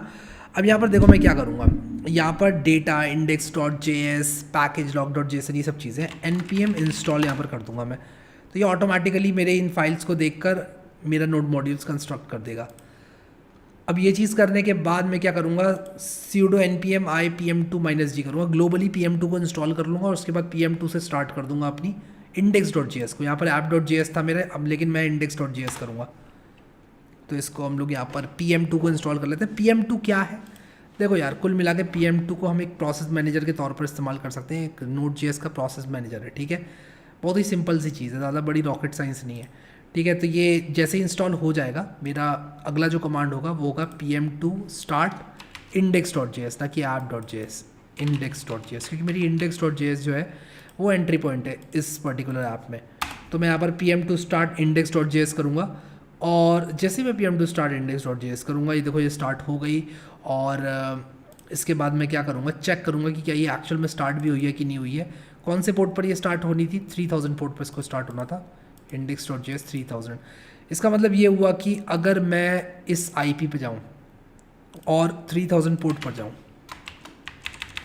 तो मुझे मेरी Node.js की ऐप दिखनी चाहिए, बट वो नहीं दिख रही है, ठीक है। उसका रीज़न पता है क्या है, मैंने UFW अलाउ 3000 नहीं किया है, ठीक है। तो रूल्स अभी अपडेट हो गए, फायरवॉल से मैंने अलाउ कर दिया है पोर्ट। अब 3000 पोर्ट क्योंकि मैंने अलाउ कर दिया है, इसलिए यहाँ पर जो है दिखना चाहिए 3000 पोर्ट पर। अब यार मैंने यहाँ पर एक चीज़ रियलाइज़ करी कि यहाँ पर मैंने एक्सप्रेस को इंस्टॉल नहीं किया था, तो मुझे यहाँ पर npm i express लिखना पड़ेगा, npm i express। और जैसे ही मैं एक्सप्रेस को इंस्टॉल करूँगा तब जो है मेरी एक्सप्रेस देखो इंस्टॉल हो जाएगी। तो एक्सप्रेस इंस्टॉल हो गई है। अब मैं यहाँ पर देखता हूँ node index.js करके, तो ये app listing on local host 3000। अब देखता हूँ यहाँ पर कि चल रही है कि नहीं चल रही है। हाँ अब चल रही है, देखो coding thunder blog, how to get started with Python, देखो ये मेरी ऐप जो है यहाँ पर आ गई है, ठीक है। But this is not the way, हम लोग इसको ऐसे नहीं करेंगे, ठीक है। ऐसे बिल्कुल भी हम लोग इसको होस्ट नहीं करेंगे। हम लोग यहाँ पर ये जो pm2 स्टार्ट वाला कमांड था इसको दोबारा से रन करेंगे, pm2 start index.js, हाँ ये स्टार्ट हो गया अभी, ठीक है। और अब हम लोग यहाँ पर देखते हैं कि क्या ये स्टिल काम कर रही है। हाँ ये बिल्कुल काम कर रही है, pm2 इसको बहुत अच्छे से मैनेज कर रहा है। और अब हम लोग क्या करेंगे कि nginx को as a reverse proxy use करेंगे, क्योंकि nginx के सिक्योरिटी फीचर्स कमाल के हैं, ठीक है। तो हम क्या करेंगे जल्दी से, देखो यार आप सोच रहे हो मैं दौड़ा रहा हूँ उस चीज़ को, मैं एक्चुअली में दौड़ा नहीं रहा हूँ। मैं एक्चुअली में उन लोगों की लाइफ ईजी बना रहा हूँ जो कि अपनी ऐप को डिप्लॉय भी करना चाहते हैं। देखो यार मैं पूरा डिप्लॉयमेंट इस वीडियो में नहीं बता सकता, मैंने एक्सप्रेस बहुत अच्छे से बताया इस वीडियो में, बट डिप्लॉयमेंट की एक एक चीज़ मैं यहाँ पर नहीं बता सकता। उसके लिए मैंने एक सेपरेट प्लेलिस्ट बना रखी है, इसको आप एकदम देखो 25-25 मिनट के वीडियोज़ है। मैं इस वीडियो को अननेसेसरीली लंबा नहीं करना चाहता। मैं ये एक फ़ाइल बनाऊँगा और इस फाइल के अंदर जो है मैं ये कंटेंट डालूँगा, ये जो कंटेंट है। और ऑब्वियसली मैं इस कंटेंट में अपना IP एड्रेस डालूंगा सर्वर नेम की जगह पर, ठीक है। तो मैं बेसिकली क्या कर रहा हूँ, ये nginx का एक कॉन्फ़िगरेशन है। मैंने यहाँ पर आई लिखा, मैं इसको ऊपर लेकर जाऊँगा, सर्वर नेम की जगह पर मैं ये लिखूँगा, ठीक है। तो मेरे सर्वर की जो IP है ये मैं ऐसे कर दूँगा, ठीक है।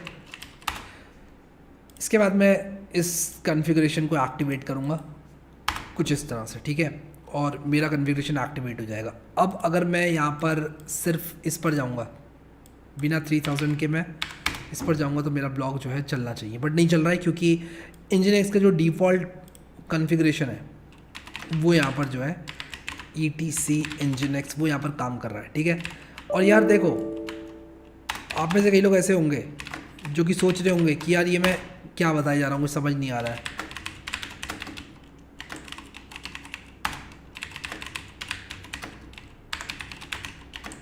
सॉरी nginx रीस्टार्ट करना था मुझे, मैंने pm2 रीस्टार्ट कर दिया गलती से, nginx रीस्टार्ट, ठीक है। तो nginx को रीस्टार्ट करेंगे और अब मैं इसको रिलोड करूँगा यहाँ पर, तो ये देखो कोडिंग थंडर आ गया मेरा ब्लॉग, ठीक है। This is the way to host this website. अब मैं जल्दी जल्दी बताता हूँ हमने क्या किया यहाँ पर, ठीक है। देखो यार सबसे पहले हमने क्या किया कि हमने कहा कि हम pm2 नाम के एक प्रोसेस मैनेजर को इस्तेमाल करेंगे। pm2 क्या करेगा, pm2 को क्यों हमने यूज़ किया, pm2 बड़े स्मार्टली मैनेज करता है मल्टीपल Node.js प्रोसेसेस को और आपके सर्वर पे डिप्लॉयमेंट को बड़ा इजी बना देता है। फॉर एग्जांपल अगर 3000 पोर्ट पे चल रही है मेरी ये एक एक्सप्रेस ऐप, तो मैं 3001 पर एक दूसरी एक्सप्रेस ऐप चला सकता हूँ, 3003 पर एक और एक्सप्रेस ऐप चला सकता हूँ, 3004 पर एक और एक्सप्रेस ऐप चला सकता हूँ, एंड सो ऑन, ठीक है। तो ये सब चीज़ें जो है मैं कर सकता हूँ। तो यार आप लोग सोच रहे होंगे कि 3000 पोर्ट पर चल तो रही थी हमारी एप्लीकेशन इतने अच्छे से, Nginx को क्यों लाए हम बीच में। Nginx एक बहुत अच्छा रिवर्स प्रॉक्सी है। देखो Nginx बेसिकली क्या है, एक वेब सर्वर है, लेकिन इसको रिवर्स प्रॉक्सी सर्वर के तौर पर भी इस्तेमाल किया जा सकता है। रिवर्स प्रॉक्सी का मतलब क्या कि यार Nginx को मिलेगी रिक्वेस्ट और वो रीडायरेक्ट कर देगा कहाँ पर, लोकल होस्ट कोलन 3000 पर। हम Nginx के थ्रू क्यों पास करा रहे हैं अपनी रिक्वेस्ट को, क्योंकि Nginx में कुछ सिक्योरिटी फीचर्स होते हैं। फॉर एग्जाम्पल अगर कोई DDoS अटैक कर दे आपकी वेबसाइट पर, या फिर कोई लेट्स से आपको स्टैटिक फाइल सर्व करनी है, तो आप Nginx को वो जिम्मेदारी सौंप सकते हो, और बाकी काम जो है आपकी एक्सप्रेस ऐप तो कर ही रही है। फिर उसके बाद अगर आप लोग लोड बैलेंसर के तौर पे यूज़ करना चाहते हो Nginx को, तो वो आप कर सकते हो। यहाँ पर आप लोड बैलेंसिंग कैसे करोगे, कर सकते हो ऑब्वियसली Node.js में भी कर सकते हो लोड बैलेंसिंग, बट अगेन यार उतना दिमाग कौन लगाएगा, ठीक है। अगर आप जल्दी जल्दी करना चाहते हो, जब आप अपना प्रोडक्ट बना रहे हो, तो आप अपने बिजनेस को लेकर सीरियस होते हो, अपने काम को लेकर सीरियस होते हो, अपने प्रोजेक्ट को लेकर सीरियस होते हो, ना कि आप ये चीज़ खोजोगे कि कैसे Node.js में मैं अपना लोड बैलेंसर बना लूँ। दैट मेक सेंस, ठीक है। तो आप इस तरह से Nginx को as a reverse proxy use करते हो, एंड दैट्स अबाउट इट यार। इसके बाद आपका जो Nginx का कन्फिग्रेशन है वो आपने एक्टिवेट कर लिया, और ये ऐप आपकी चलेगी मस्त एकदम, ठीक है। अब इसी में अगर आप लोग अपडेट वगैरह करना चाहते हो, बिल्कुल आप जावास्क्रिप्ट यूज़ करके कर सकते हो। जिस तरह से मैंने यहाँ पर यूज़ करी है ऐप डॉट कहाँ गया मेरा राउटर डॉट गेट, आप राउटर डॉट पोस्ट भी यूज़ कर सकते हो, आप राउटर डॉट पुट भी यूज़ कर सकते हो, आप राउटर डॉट डिलीट भी यूज़ कर सकते हो। तो वो सारी चीज़ें आप लोग खुद से एक्सप्लोर करो और आपको मज़ा आएगा एक्सप्लोर करने में। आई होप कि ये वीडियो आप लोगों के लिए बहुत ज़्यादा हेल्पफुल रहा। अगर आपको डिज़ाइनिंग वगैरह सीखनी है तो ये डेवलपमेंट वाला कोर्स आप लोग ज़रूर एक्सेस करो। काफ़ी लोगों ने एक्सेस किया है, इनफैक्ट 12 मिलियन लोगों ने इसको एक्सेस किया है, और काफ़ी अच्छा लगता है यार कि मैं इतना यूज़फुल कोर्स बना पाया, कि यार इतना ज़्यादा यूज़फुल है लोगों के लिए। ज़रूर यार इसको मिस मत करो कोई भी यार, इसको ज़रूर देखो। सो गाइस आई होप कि आप लोगों ने इस वीडियो को पसंद किया। आप लोग एक्सप्रेस की सहायता से आप बहुत अच्छी अच्छी वेबसाइट्स बना सकते हैं। हम लोगों ने इस वीडियो में कई चीज़ों के बारे में बात करी। आई होप आपको टॉपिक सारे के सारे समझ में आए। अभी के लिए इस वीडियो में इतना ही guys. Thank you so much guys for watching this video, and I will see you next time.